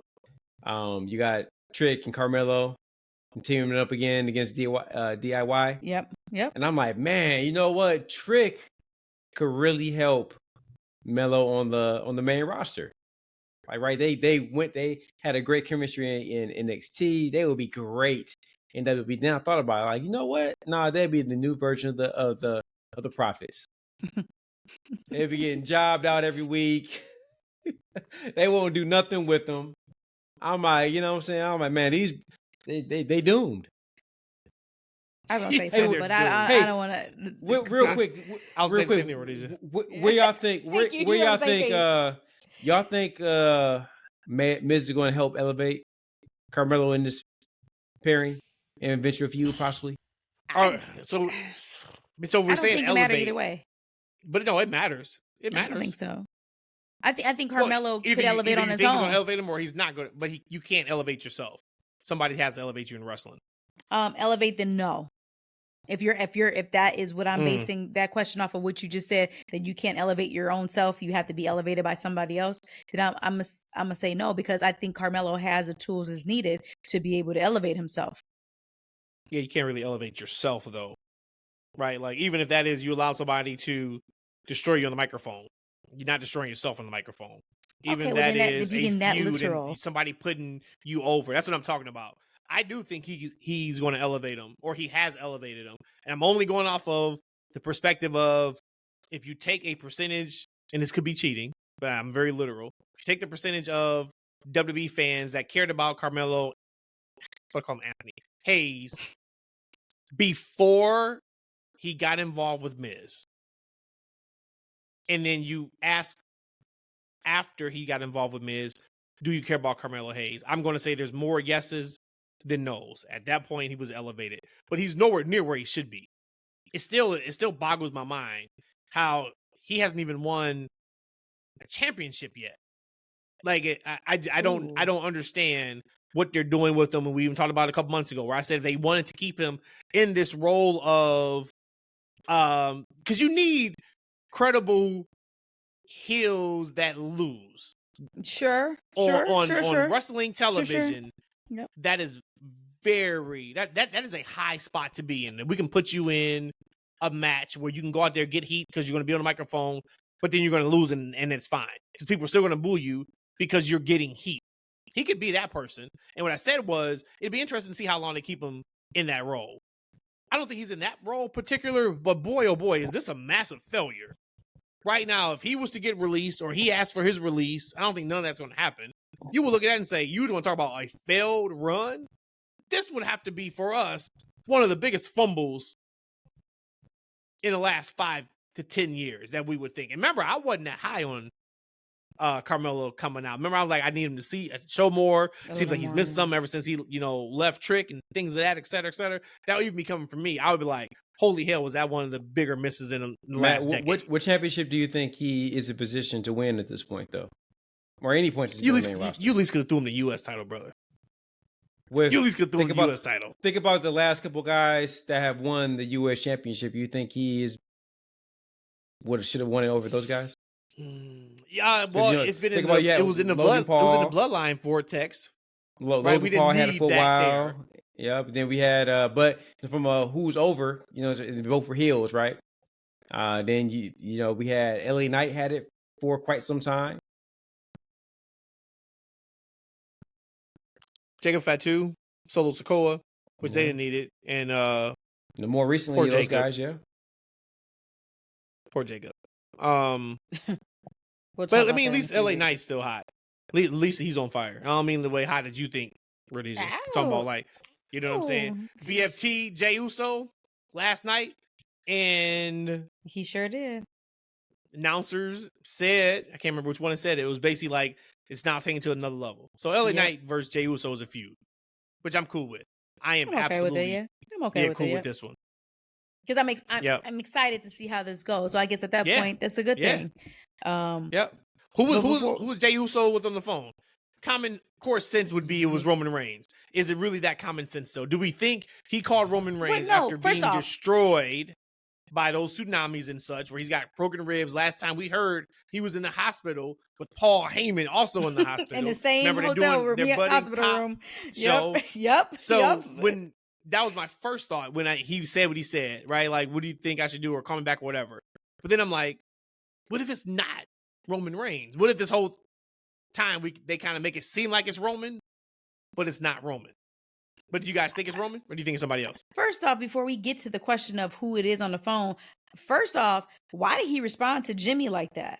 And I forgot the exact quote, but like when Jimmy came and asked him who you on the phone with, and he played him to the left hardcore like that. And I'm the older worry about that. Yeah, something like that. No, like first off, what? But that's you being a woman, always want to know who the guy's on the phone with. First off, don't put a gender on that. Number one, and number two, I don't always care about who you're on the phone with. But when you talk about your first wife, maybe going forward, I am going to wonder about who you on the phone with. I'm gonna tell you the same thing that Jay told Jimmy. That's what I'm gonna tell you. Let's go with Roman, and that's only because I didn't even think about who he was on. I was just so blown back about how he responded to his twin brother like that. So we just go with Roman, low hanging fruit. It's Hornswoggle. Could you imagine? That's when those ticket prices. That's when the ticket prices drop. That's when we know we all going to WrestleMania. No shade ringside for $300. No shade at Hornswoggle. I shade at Hornswoggle. Y'all remember like the big reveal of who Vince McMahon's son was? Yes. We thought like the next person was going to be like elevated, right? It'd be a Hornswoggle. Man, he had a bunch of terrible ideas. Did we think it was Chad Gable? Who did we think? I know that Jason Jordan was Angle's son. We thought it was going to be anybody. But who was we saying? Oh, Chris Masters, maybe? Or maybe Chris Masters. Mr. Kennedy was quote unquote, was pegged to be the son. So it was Mr. Kennedy, okay. Like a wellness failure or something. He did something backstage, and they was like, nah. Oh, then it wasn't Vince's fault he had to pick Hornswoggle, man. Well, he could have picked anybody else. Anybody else? He could have picked R-Truth. He was trying to think who was going to pop the crowd. Who was going to send him home happy. Oh, I got it. Before we can you imagine him selling that? No, and they just clapping. No, great one, Vince. Another great one. His creative. Another great one, Vince. So bad. Before we go to WrestlePalooza, we don't have to spend anything more than 15 seconds on this topic. We do see a set of versions of Bayley on Raw. I think I know. I thought that she was going to be just only the hugger. I forgot who said that we might get a blend of a few of them. But now that my only question I would say, are you okay with what the dosage that we've got of these versions of Bayley? Absolutely. Okay. Me too. Yeah, absolutely. I loved it. You liked it? I told y'all what this was. Of course I am. I told y'all what it was. I said this was going to be. This is why Tony hollered at TFW podcast. I don't think you said it was a. What'd you say? You said it was a combination? I said it was like an angel versus the devil. Like, right, the hugger is the angel. Ding Dong is the devil, right? They're both talking to her. We're going to see like a Cactus Jack type thing to where, one day she's going to pop up as Mick Foley. One day it's going to be Mankind. But she's doing it in the same sentence. Yeah. She's different people in that same sentence. Right, but when Lyra popped in the locker room, right? Mm-hmm. Who kicked her out? That was Ding Dong. How good was Lyra too in that? Yeah. Right, like Lyra's doing really good. Doing really good about that. Yeah, she has. A little overacting with the faces. But she just got in the fight. But to me though, I think that is. I get what you're saying, E. If it wasn't, we were fucking talking about Bayley with split personalities, like right. So like it's in the same segment. If it wasn't that, I would be like, yes. But playing off of Bayley, which of course it would be kind of like if she acted like that with Naomi in the segment. Oh, look what Naomi's doing, or Trinity, whatever. Mm-hmm. But if there was any worry of Bayley being able to pull this off, she answered those questions on Raw. Because like we saw her in all sit down pre-tapes. Yeah. This was live. Right. And yep, she was able to do all that and not miss a beat and hit it right where it needed to be. So, but to be honest with you, I mean, you think about it, these are all versions of her. These are her characters. Yeah. It'd be easy for her to play them. You know what I mean? Like, yeah. So, yeah. I mean, it's about what I thought. I mean, I'm actually interested in where it goes, right? Like the story of it. Like, is this going to be the continuous thing with her? Is she gonna constantly be switching in and out of character? And one month is going to be one character, next month one feud is going to be this character. I'm actually interested to see where they're going with it, because like the actual inception of it is cool, but where are they going to go with it and like sustaining? Like, where is it going to be 6 months from now? So a lot of awesome questions to have right now with it. Excited about it. So let's get to WrestlePalooza. To WrestlePalooza. We are not, or I'm not, because I'm not going to be able to. preview All Out because I don't even know if I'm able to watch All Out. If I do watch, I'm gonna have to watch on Sunday night, and I don't know if that is like actually feasible. So I actually may not be able to watch All Out until like deep into next week. But I'm okay with that. And if it was one AEW show to miss on paper, we know they're going to smash it in terms of in-ring. But if there's one show to miss on paper, this is probably the show to miss on paper. So I'm cool with that. Yeah, because I'm going to be unavailable during the day on Saturday. And then Saturday night, I'll watch WrestlePalooza, which I'm still excited about. Rhodesia asked me yesterday. She's like, so you still hyped about this show? I was like, yeah, absolutely. Like, I still think it's going to be a tremendous show because they know it has to be. It's not on ESPN, but it's on ESPN proper. So you still got to have the app and pay $30 a month in the US unless you get a VPN. You can watch on Netflix. I'm confused. Like, so it is on ESPN or not? It is. This show is not on ESPN. This is on the ESPN app that they have. That is going to be $30 a month unless you already have ESPN through like Comcast. Through your network, yeah. Yep. If you have it on DirecTV, then you don't pay anything extra. We don't have any TV. I let YouTube TV go a couple weeks ago. Or if you have the Disney bundle, the new Disney bundle, I think right now it's on sale for $30. That has the ESPN version. Oh, so okay. I actually have the Disney bundle as well, but my ESPN is the ESPN Plus. So it's not that version of ESPN. Right. It's a whole nother app. What? Yeah. So TKO owns ESPN too? There's going to be a ton of people that are going to be upset by this because they can't find it. Because we know this through social media. Have they really touched on this properly? No, because I thought it was regular ESPN. I literally thought that it was going to be on regular ESPN. Even somebody mentioned like on the first episode on ESPN. In my mind, I thought I could go if I have regular cable, I could go to ESPN and find it. What you would do? No, yes. So when you go to sign in, you can sign in through your cable provider. So the ESPN has an app, and you can sign into the app, through your cable provider. So it was AT&T, Xfinity, whatever it is, and then you will gain access to that content. But if you don't have regular like Hulu and like if you only have like Hulu, then no, right? No, I don't think Hulu has access to the ESPN package. I don't even think you can access it through the YouTube TV. They said they're going to, but they're talking about that's maybe not happening until next year. So think about how many people have YouTube TV that's going to turn to ESPN Saturday night, and it's going to be cricket on or like Nope. And they going to pay that $55 to watch All Out. Let's go. It's network TV with them, or if you have the new Disney bundle that has the ESPN app. And like I say, right now, I think it's $30 for the first year. I'm not sure what it costs after the first year. And that's the thing. We talk about going back to money, like, right? Mm-hmm. So if it's $30, like to me, $30 a month is a lot. Hell yeah, it is. It's a lot, right? So what is it next year? Is it 40? Is it 50? Like you think about a lot of people cut the cord, right? If you cut the cord.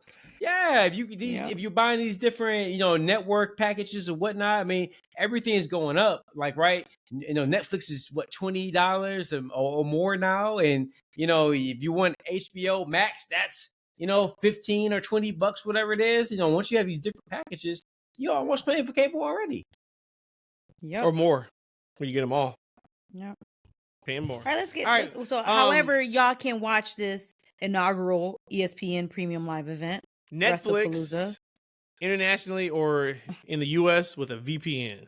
Okay. And I keep telling y'all, you watch in Brazil or you watch in Mexico or you watch it anywhere outside the United States, you don't even get commercials. And it's so funny when Michael Cole gets into his Snickers bag, when he wants to hype up Snickers, we don't hear Snickers. He don't get into Snickers. We don't hear it. We watch it from another country. They just dead silent. All you hear is phone by phone when the windows up. Yeah, that's all you hear.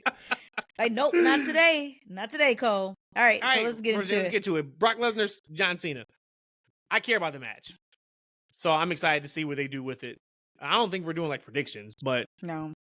Yeah, I care about the match because John Cena said you don't care about Brock Lesnar going out there having the best, worst segment in the history of SmackDown with R-Truth.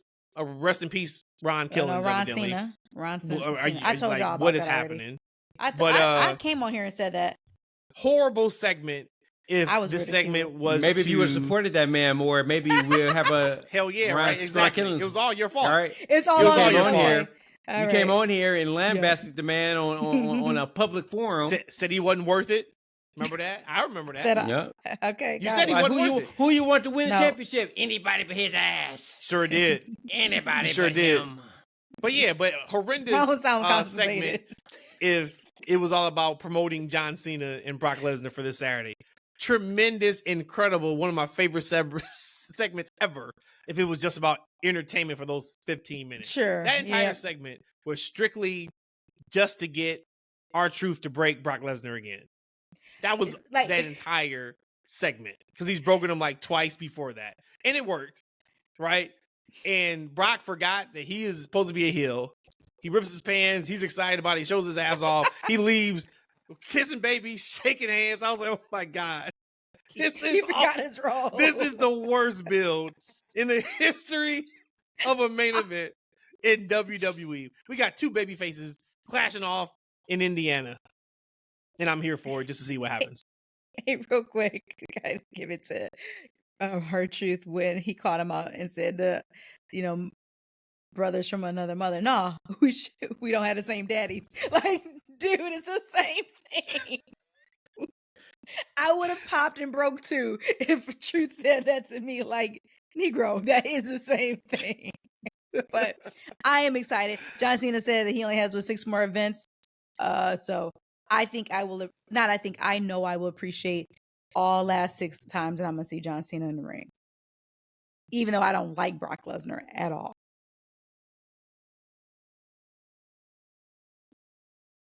And there you go. Silence speaks golden for Mr. Ishan. E stands for enough John Cena, evidently. Look, man. Look, I thought John did a good job with his promo. I've already put in the chat group. So when when Matt Rhodesia want to have this show is dedicated to John Cena episode after he retires, I've already put the bug out to Brandon. You got it, big dog. I am taking a sick day. That day, I refuse to come on this show and talk about John Cena. Well, I'm not going. Here's what I'm not going to do. I'm not going to I'm gonna give the man his respect. Right. I'm gonna let him rest in peace. You know what I'm saying? So I'm gonna let the man rest in peace. This not Vince. Yeah, I'm gonna let the man rest in peace. I'm not gonna kill him for an entire hour, right? And I also don't want to throw shade. Like, look, Matt Rhodesia gonna be on here crying, and everything. I'm gonna let them have their moment. I don't want to come in with negativity and say I didn't enjoy the past 25 years at all. Like, right? I won't have anything positive to say or to add to the show. So I'm gonna let Brandon come on here and Matt Rhodesia. They can cry together and do the kumbaya, and they can talk about the 50 years of John Cena in peace without negative E bringing everybody down. So, but yeah, I mean, look, I think John Cena did a good job of selling that match, right? That's what it's about, like one of his final appearances, and Brock is Brock. I think it's a big match. I think the whole card is a big card, man. To be honest with you, we'll keep going down with it, but Io Sky and Stephanie Vacura. First time we've seen Stephanie on TV in weeks. Had a great match. Looked great. I'm looking forward to that match. Looking forward to that match. You think the titles are switching? You guys will put the belt on Stephanie, correct? I would not. Oh, you would put it back on her. Talk to us. Why not? What you got, Rhodesia? The truth is the truth is purely she hasn't earned it. Who's she? Pronouns, pal. Damn. Well, again, if we're saying this, okay, I'm not about to insult our fan base. If I said she's not going to win it, then it's only 2 people in this match. One already has it, so that means Stephanie Vacura. The title. Nobody has the belt, Rhodesia. Jesus Christ. Yes, they do. Okay, who has the belt, Rhodesia? Then why did they have it on here like that? Who has the belt, Rhodesia? I don't know. Oh, okay, you know what I'm saying? Remember. Like, one of them will. Sorry, right stop. Don't do that. Don't do that. Stop. Don't do that. Much, don't do that. One of them will have the belt. Okay, I don't want to yell in the microphone. Listeners, okay. If one already got the belt, right? I bring it back. I bring it back. Sorry, in my mind, E already had it, so maybe that's already telling to me. I don't think Stephanie Vacura is going to win it because I don't think she has earned it. And what I mean by earned it is in front of the WWE. If I'm only purely WWE main roster fan, I don't think for the women's championship that she has done enough for me and my fandom to be able to win that championship. I don't think there's been enough sweat equity. Not saying that that is the primary thing in getting it, but I don't feel that that's the case. And I still feel like there could be an issue with possible promos as a champion is different than promos as somebody's chasing the championship. So I'm going to go with Io to win the championship that's vacated currently by Trinity or by Naomi. All right.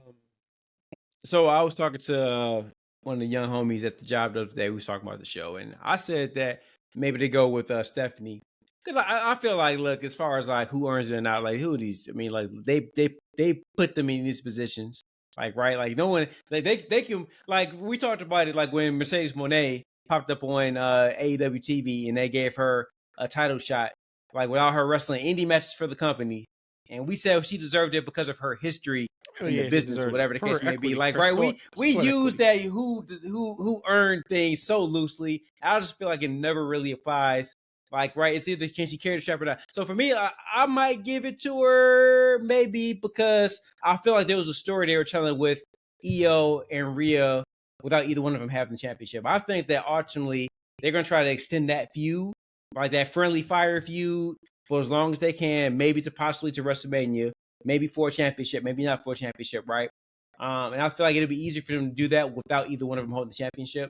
I feel like somehow they keep getting each other's way of actually winning the championship. That's kind of how the beef escalates and it gets to the point to where now we got to wrestle, like, right? And so if Naomi was going to hold the title for an X amount of time, right, while this is cooking in the background, all right, so Naomi is unfortunately out of the picture. Still looking phenomenal on social media, man. Fantastic. Like, man, Fantastic. she's a beautiful woman, boy. Yeah. I need her showing though. Like, all right, let's get it going. Like, big man, feels like you've been gone like 3 months now. Come on now, need you start Hey, showing. I'm honestly, look. You know what I'm saying? Tranquilo. Let me listen, because sometimes, like, you know, Jim try to listen to the show, try to listen to what like, I don't know how Big Jim went this long without getting her pregs, because he got a beautiful wife, right? So there you go. Kudos to you, Big Jim. But she's still looking good, right? I think that they can go ahead and give Stephanie the championship, like, right? And they can kind of continue to let her defend against different women, maybe live when she pops up, comes back, etc. And that way it allows them to continue to keep Rhea and Io from the championship, still fighting for the championship in the background. So that's what I will kind of do. It depends on where they're going with that story and what the plans were with Rhea and Io in the back, right? So if the plan was to give one of the championships, you know, sooner than later, okay, you pull the trigger and give it to Io. Because you talked about the promo thing. I think Io is figured out how can I be an engaging character without being a promo person, like, right? She's figured it out from a character standpoint. Like, hey, I can showcase who I am and emote without actually verbally talking through long sets of promos. Like, and I think Stephanie in overtime could do it too, because she has that innate it factor as well. And so this might be a good moment to where they go ahead and give it to Stephanie. Like, right, she has a couple of feuds with Liv when she comes in, maybe other girls on the roster, etc., that she can kind of do while Io and Rhea play in the background. Man, if y'all don't put that damn belt on Stephanie and keep moving, have Stephanie win and have Io cost by Asuka and finally have this heel turn by Asuka so we can get this thing going. Like, stop dragging our feet. It's time for the Asuka and Io feud. You do that at the expense of the women's championship. Mark my word that this will be Jacob Fatu Volume 2. You don't even know who has the title. I know that. And that's my mistake. You know what I'm saying? You try to like double down. Man, look. Hey, you know what? Tap my bad. I can admit that. I could tap my bad. What I'm saying is that she has a mystique about her. I said this about Jacob Fatu. I didn't want him winning that championship because he's going to lose it. It is much different when you are a champion than when you are a chaser. I'm telling you, mark my word, you put that on Stephanie, her pizzazz, her mystique, that is going to start to slowly diminish. Mark my words, right now, it will not because who is she now? Because who is she now going to go against? So then now you put that on her. She's got who's who roster on Raw. Okay, Jacob Fatu won that title and was feuding with Solo Sikoa. Okay, mark my word. But we all agree that Jacob Fatu right now is not. That has nothing to do with not the as hot. No, but I'm it saying has to do with Road Dogg's booking, because we can talk about that entire show if you want to. Yeah. And how bad that show still is. They went to 2 hours and it's still not great. You pull out anything related to Cody Rhodes. You pull out. No, we're not doing that right now. Usos and the Braun and Braun show. I want Jey Uso to eat that pin, because my guy Big Jim cannot take 2 losses in 1 week. He tried to help out LA Knight, got the 3 count for his troubles. Jey Uso treating him like a dog. I don't like that. I need Jey Uso to lose, because I need the Braun team to still be strong. I need them to win like a massive match together, and this is it. Give me the Browns. The Browns lost recently, right? The last PLE where we would clash or whatever. The Browns always lose. Yeah. They win the weekly matches. When it's a big match, though, they're gonna lose. But they lose. You know what you do, right? Individually. Yeah, you know what you do. You lose, and then you do a couple tsunamis and spears, and you forget. A couple spears and you forget. Yeah. Give them the big win over the Usos. I'm still interested in seeing the match. Again, Usos. This should be a good match. They've all the greatest tag team ever. Yep. I'm super into the Bronze. I want to see what they're gonna do. I'm very excited about this match too. Before we go with the couples, we have. I didn't watch SmackDown, so I don't know. I believe it came out on this past SmackDown. Which, if that is true, the comment I'm about to make is true. Here's another situation where on the opposite team, they come out 1 week before a show to sell a pay-per-view. We have Cody Rhodes and Drew McIntyre. Is that accurate? Yeah. That something happened on SmackDown and now he wants his ass from what he says on Twitter. So who's he, pal? Cody and Drew McIntyre. Who wants whose ass? Drew wants Cody's ass. Drew said Rock wanted his soul. No, I just want that motherfucking ass. Really? Said. Pause. We've been doing this like 216 episodes and you still just run with he and she. You know what? You're not gonna pronounce tell me this man. You're not about to do that. I see what. Stop. I'm not doing that. Remember when Roman called Seth a crossdresser in WrestleMania build? That was pretty cool. That was out of line. Completely out of line. Called him a crossdresser, and they cut off of the YouTube version. Oh, did they? They should have. That was not appropriate. That's crazy. We don't even say that anymore. Yeah, a lot of people right. So he kind of dated himself too. He kind of aged himself too. Yeah. That's old school. Do we care about this Drew McIntyre Cody match? I care about it because where does Drew McIntyre go? And we could do a whole entire segment about this. And I'm not saying he should beat Cody Rhodes, but talk about somebody who loses every big and no, Damian Priest feud don't count. No, actually, Damian Priest won that feud because Drew left for a while. But you talk about somebody who loses every big feud? Yeah, Drew does. But he's a main man. Not saying he needs to beat Cody, man, but something's got to give. Something's got to give for Drew. It ain't gonna give on Saturday, goddammit. Yeah. At WrestlePalooza. Gonna give on Saturday. At WrestlePalooza. But I do care about the match. The match would be good. You know they're gonna go out of the way of rocking it out. Dude, Cody Rhodes came back looking jacked, didn't he? I didn't see it, so I don't know. On that Street Fighter set. I know they had a baby. That boy put on some LBs for playing Guile in that Street Fighter movie. So 50 Cent pictures, are those real or are those AI? Yeah. Those are real? Yep. He looks, that guy. He looks his really work lean ethic as well, is unreal. too. Yeah. Until you see him hitting the punching bag and you're like, oh, okay. He's not as lean as he looked like. Yeah. What did y'all think of Jade and Tiffany from SmackDown? Oh, I do remember that match. Actually, I thought it was a good match. Actually, I thought it was really good match. I thought that this has been the best that Tiffany has looked like to me, like a bad girl. Maybe because this is the first time she's wearing. Yeah, she's wearing the dark. Really she's wearing good. dark eyeliner and stuff like that. Good. She looks very good. Yeah. I think that collectively, when you think of Tiffany and Jade in September of 2025, you would think that it wouldn't be that hot. But I actually like that match. I thought it was really good. Y'all ready to give it up for Jade, or we gonna keep downplaying her? No, Renee just said she thought the match was really good. So I gotta see her follow up. We talked about Tiffany. I just wonder, are we gonna prop out Jade? We gotta see her follow up. But to be honest, though, Jade is still green. So Okay. I would have that argument or conversation with anybody who said that Jade is not green. Jade is still very green, and she's Mark probably your going to be words, green. Rhodesia. Say something wild. Mark your words. No, I'm If she only wrestles marking my anybody words else on but person. Tiffany E, she ain't gonna have a good match. Mark my words. Mark your words, Rhodesia. It was a good match. I really enjoyed it, and I saw people shitting on it online. Talking about it was a Why? botch fest, and they just had No no chemistry. way. It's like, all right, man. No, I thought it was a good match. You thought it was a good match, E? in the beginning, I there thought was it a was couple of fine, to be spots honest that with was you. like a little off, but like whatever. Like, we got to stop that. This whole this ain't like it ain't a dance. It's not to me. It's not supposed to look perfect, right? It ain't supposed to look clunky. It ain't supposed to look perfect. That match that was a fun match. I don't think matches need to be 4 and 5 stars, for them to be, good matches. Like, I feel like if the match is like, for me, like WWE matches they're serviceable to tell the story. I feel like that's what WWE does with their matches is to tell a story to get the A to B to get to the next story plot. And I feel like that's what they're able to do in that match. Yeah, there was some spots in there, and there's some good spots and there was some wonky spots. But I think overall the match was good, and I felt like like Jay can continue to tell a story in the ring and continue that story, and she'll get better in time. And I think we're seeing that she's getting better at being able to have serviceable matches that tell a story.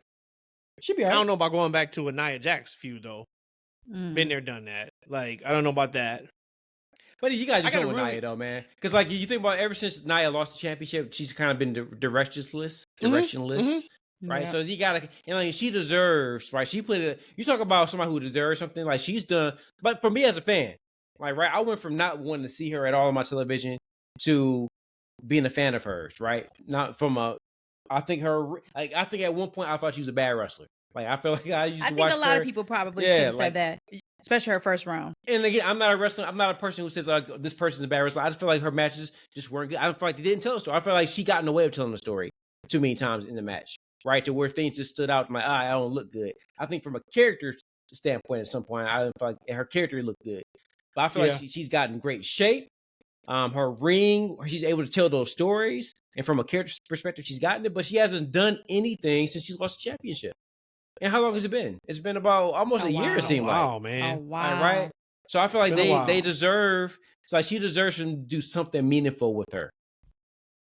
It's kind of like Queen of the Ring was this year, right? A writer on SmackDown. Queen of the Ring was this year, right? That she won it? No. That was last year? Mm-hmm. Remember, she won that before she won the championship. God dang. She won that in Saudi. Last year. CM Punk, AJ Lee versus Seth Rollins and Becky Lynch. It is 0.0% chance AJ Lee loses her first match back. Think the match gonna be great. I like seeing her bump. I really enjoy watching AJ and Punk together, just simply because like I'm a sucker for love, and I just feel like how awesome is that they get to work together, where they've never really worked together like this since they've been married. Actually, they haven't worked together at all since they've been married, but they did some on-screen stuff before they got married. But I just think that's like really, really cool. And Seth and Becky's fantastic. Yeah, I think it'd be so the fan in me, because I'm a huge Seth fan, the fan in me would want the bad guys to win, but this comes to a point where, like y'all say, that you got to send the crowd home happy. And before, like when Roman won against Cody in 39, a lot of people did not go home happy. A lot of people went home sad, and I was an advocate of Cody not winning. So for me, I felt like I didn't want sending them home happy at the expense of a great story. In this case here, yeah, you're right. AJ just got back. Why would you do that to her? She deserves to win. So I'm okay with either way. But I would love though to see Seth and Becky win. I would. But they're bad. Mark my words. Seth and Becky will not win that match. Mark my words. Mark my words. Mark my words. Overall, this is probably the best PLE they put on in, I would say, probably like 6 to 7 months.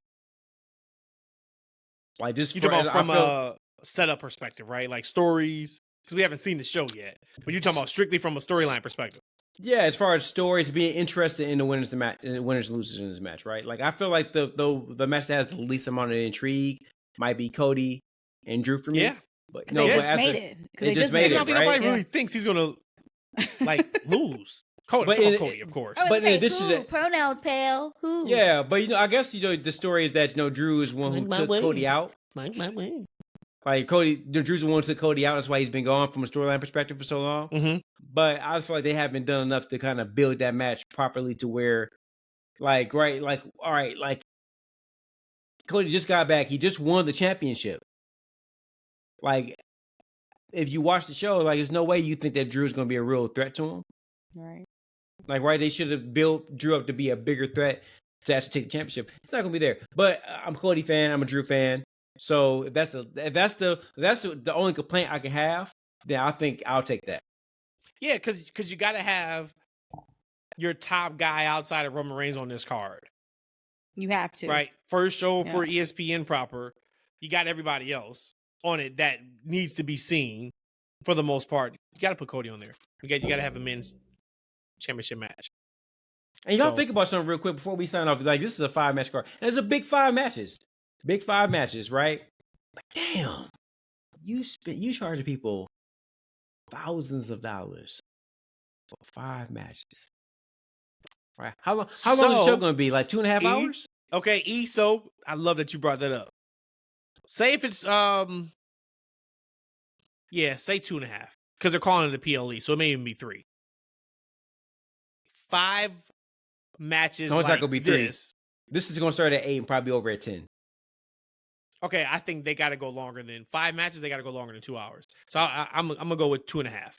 Brody, how long does it last out? I mean, last album. What am I talking about? How long does it last show?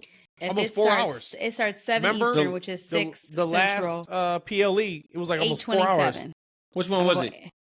Clash in Paris. Oh, okay. Before Paris. SummerSlam. And that was 2 nights. They were 2.5. Typically their PLEs is 3 hours plus with only 5 matches because all the advertisements, video packages, et cetera, et cetera. But to answer your question, how about this though? This 5-match card in an arena. Would you rather go to this 5-match card in an arena, being what it is, one of John Cena's last shows? You get to see, Cody. You get to see AJ Lee and CM Punk tag up. The whole thing for the first time in 10 years. Yes, you get the whole thing, or first level seats to a stadium PLE. Which one you picking? I actually may pick WrestlePalooza. Well, I think people who've done both could appreciate that an arena is much more intimate and maybe a better setting because you are closer to the action than a stadium show. I could be completely on that island on that Babalo boat by myself at this point, but I would probably with the quality of show. If the quality of show is the same, production is the same within reason because it's not a stadium. I would probably pick an arena over a stadium most times. Oh, for sure. Like before the hike of these tickets, I had already said I probably wouldn't do another Mania because I hate stadium shows. Like it's too big. It's not comfortable for me. Like, right, I don't like sitting so far away to where I gotta look up at the screen in order to watch the action. I hate that. I can do that at home. That's just not enjoyable for me. Like, I don't really care about the price. It wasn't an issue for me then. Like, it was the price of the stadiums are too big. Like, I'm looking out at the arena and it looked like ants to me. Like, right, like that's just not enjoyable to me. I would rather sit at home and watch on my screen than to be in that environment. So for me, absolutely give me an arena. Like, right, because I can go sit in 100 levels and I have a great vantage point of the ring, the ramp, so I can see people coming in and out. I mean, it's a great experience for me. Like, right, I feel like I'm there. I feel like I can see and almost touch the wrestlers. I don't get that from a stadium. When you're in the stadium and it's that big, hey, and I know people who love that, like, you just in the building. You're in the building for the energy, the atmosphere. Like, right, you're not there because you can see the event. Like, you could barely see the event. And depending on what angle you have, you probably can see the ramp. You probably have a lot of disadvantages as far as sight lines that you have at those big stadiums, arenas. So for me, absolutely, give me the intimate feel of arena. Yeah. Give me Before you go, Matt, I would say with the stadium too. If you are in a position to go to a big pay-per-view stadium show, albeit Rumble, WrestleMania, and you're able to go to it, I still think that a person should go to it to experience it because it is no doubt an experience. Only go But if it if has you- a stage. These before this year, Matt and his SummerSlam production. and the Rumble didn't have a stage. It's just a walkout. Yeah. Now you're not even getting the huge firework display and the massive LED screens and Yeah. that whole thing is just man. So yes, go to WrestleMania. Everything else, Get it? Yeah. Go if you can go to a stadium show, at least do it once to experience because it is nothing like it. But once you got that, it's a different type of feeling. yeah. for Once sure. you get that, yeah. When you get back to just wrestling and grapples and graps, go to an arena show. Go to an indie show. Those are even better. You could literally touch the wrestlers. I remember we had to sign a waiver that said that if we get hurt by a wrestler because they went over the barricade, we can't sue them. That's the energy I'm on. Do that. Go to support your independent ringside. wrestler. And Eric, so Eric, he commented on my mod of my character for 2K25. He said he was too tall. Look, Say his little ass there. he said he's too tall. Yo, Eric, love it. And I said he's the same height as Adam Cole. Can you talk about as far as going to an indie show and be able to, touch him? I'm like in the aisle way. Like, right? I think actually this wasn't an indie show. Actually, it was NXT. And they used to do like some of the indie type. They weren't even arenas. Like, I don't know what these were. Like centers. I don't know what they were. They're small as hell. But like, so Adam Cole walked right by me. He's like standing next to me in the aisleway. I actually was talking to him. And like, as far like, man, and I felt like he was just as thin as I was. I'm like, God damn. I'm like, and this ain't one of the things, but this is one of like, oh man, I can wrestle. Like Adam Cole's my height. Brother, he's my height. He's my size. Anything, though. I can do this. Nobody's ever looked at Adam Cole and was like, look at this big guy. Eric's point was just like, dude, your guy's too tall. But look, it was too scale to Adam Cole. That you could say that. That ain't saying much. And actually, I made the guy the correct size. Actually, I made him 5'10". However, he's Adam Cole's height. Like, if no one's looking at Adam Cole and say that dude's short, no one says like that's what they might know. I've always said it. I said that every time in back NXT. then, He had to stand on top of a thing. You knew he was next to. Back in NXT, you ain't say he was short. Yes, the hell I did. Swear to God, cross my heart, open the die, stick a needle in my eye. I used to say he had to stand on like a pedestal. Mark my words. Used to say he had to stand was short. on a pedestal when he was with Undisputed. And I said I used to hate that because I'm like, if he's short, just own your shortness. Live in it. I'm short. Live in it. That's not how production works, pal. As soon as you learn the he, she, maybe you'll learn how to shoot people. You know what? Hey, Matt, okay. you know what? Yes, sir. I can't. When Rhodesia said, mark my words, that almost convinced me that Stephanie was going to win the championship. Because like, usually when she says it, she's wrong. Book it, dude. Like, she's wrong. Book it. Like, I didn't know how it was going. I almost know that she's going to win. As soon as she said that, I put my phone out to see if FanDuel allows WWE betting. I was I'm like, oh, she's going to win now. Definitely my words. No, I didn't say that she wasn't winning. I said, mark my words, that if she wins the championship, her mistake, correct, same thing. She's going to drop down. Fatu, is what you're saying. Yes, I didn't say that she wasn't going to win or not win. I said if she won. All right, 2 hours in, man. Let's go. We did a hell of a show. Hell of a show. Good night. It was kind of good morning. This show good was afternoon. the Brock Lesnar R-Truth segment show. Don't ever put my name and Brock Lesnar in the same sentence. Probably was horrible. For entertainment purposes, it was incredible. Y'all know how to find us. We on YouTube every single week. We are on Spotify. We are on Apple Music. Speaking of Spotify, really quick, or Apple Podcasts, they've put something in their new terms of agreement. And I'm sure it's with podcasts too. But I know for a fact it's with music. That when you upload your songs, you're giving them the okay to use your music for AI purposes, for your likeness, your voice, everything. Are they going to pay us? No. Nope. Okay. Yep. Guess it's in the terms. Yeah, buddy. Maybe we won't be on Apple Podcasts for a while. You said what? You said on Apple Podcasts, right? I said Spotify. Oh, it sounded like you said Apple Podcast. Okay, Spotify. Sorry. Yep. She said, Sorry, Spotify. Yep. Sorry, Spotify. That was easy. That was It's easy time for to you go. to say too. It's time to That was sign easy. You see that?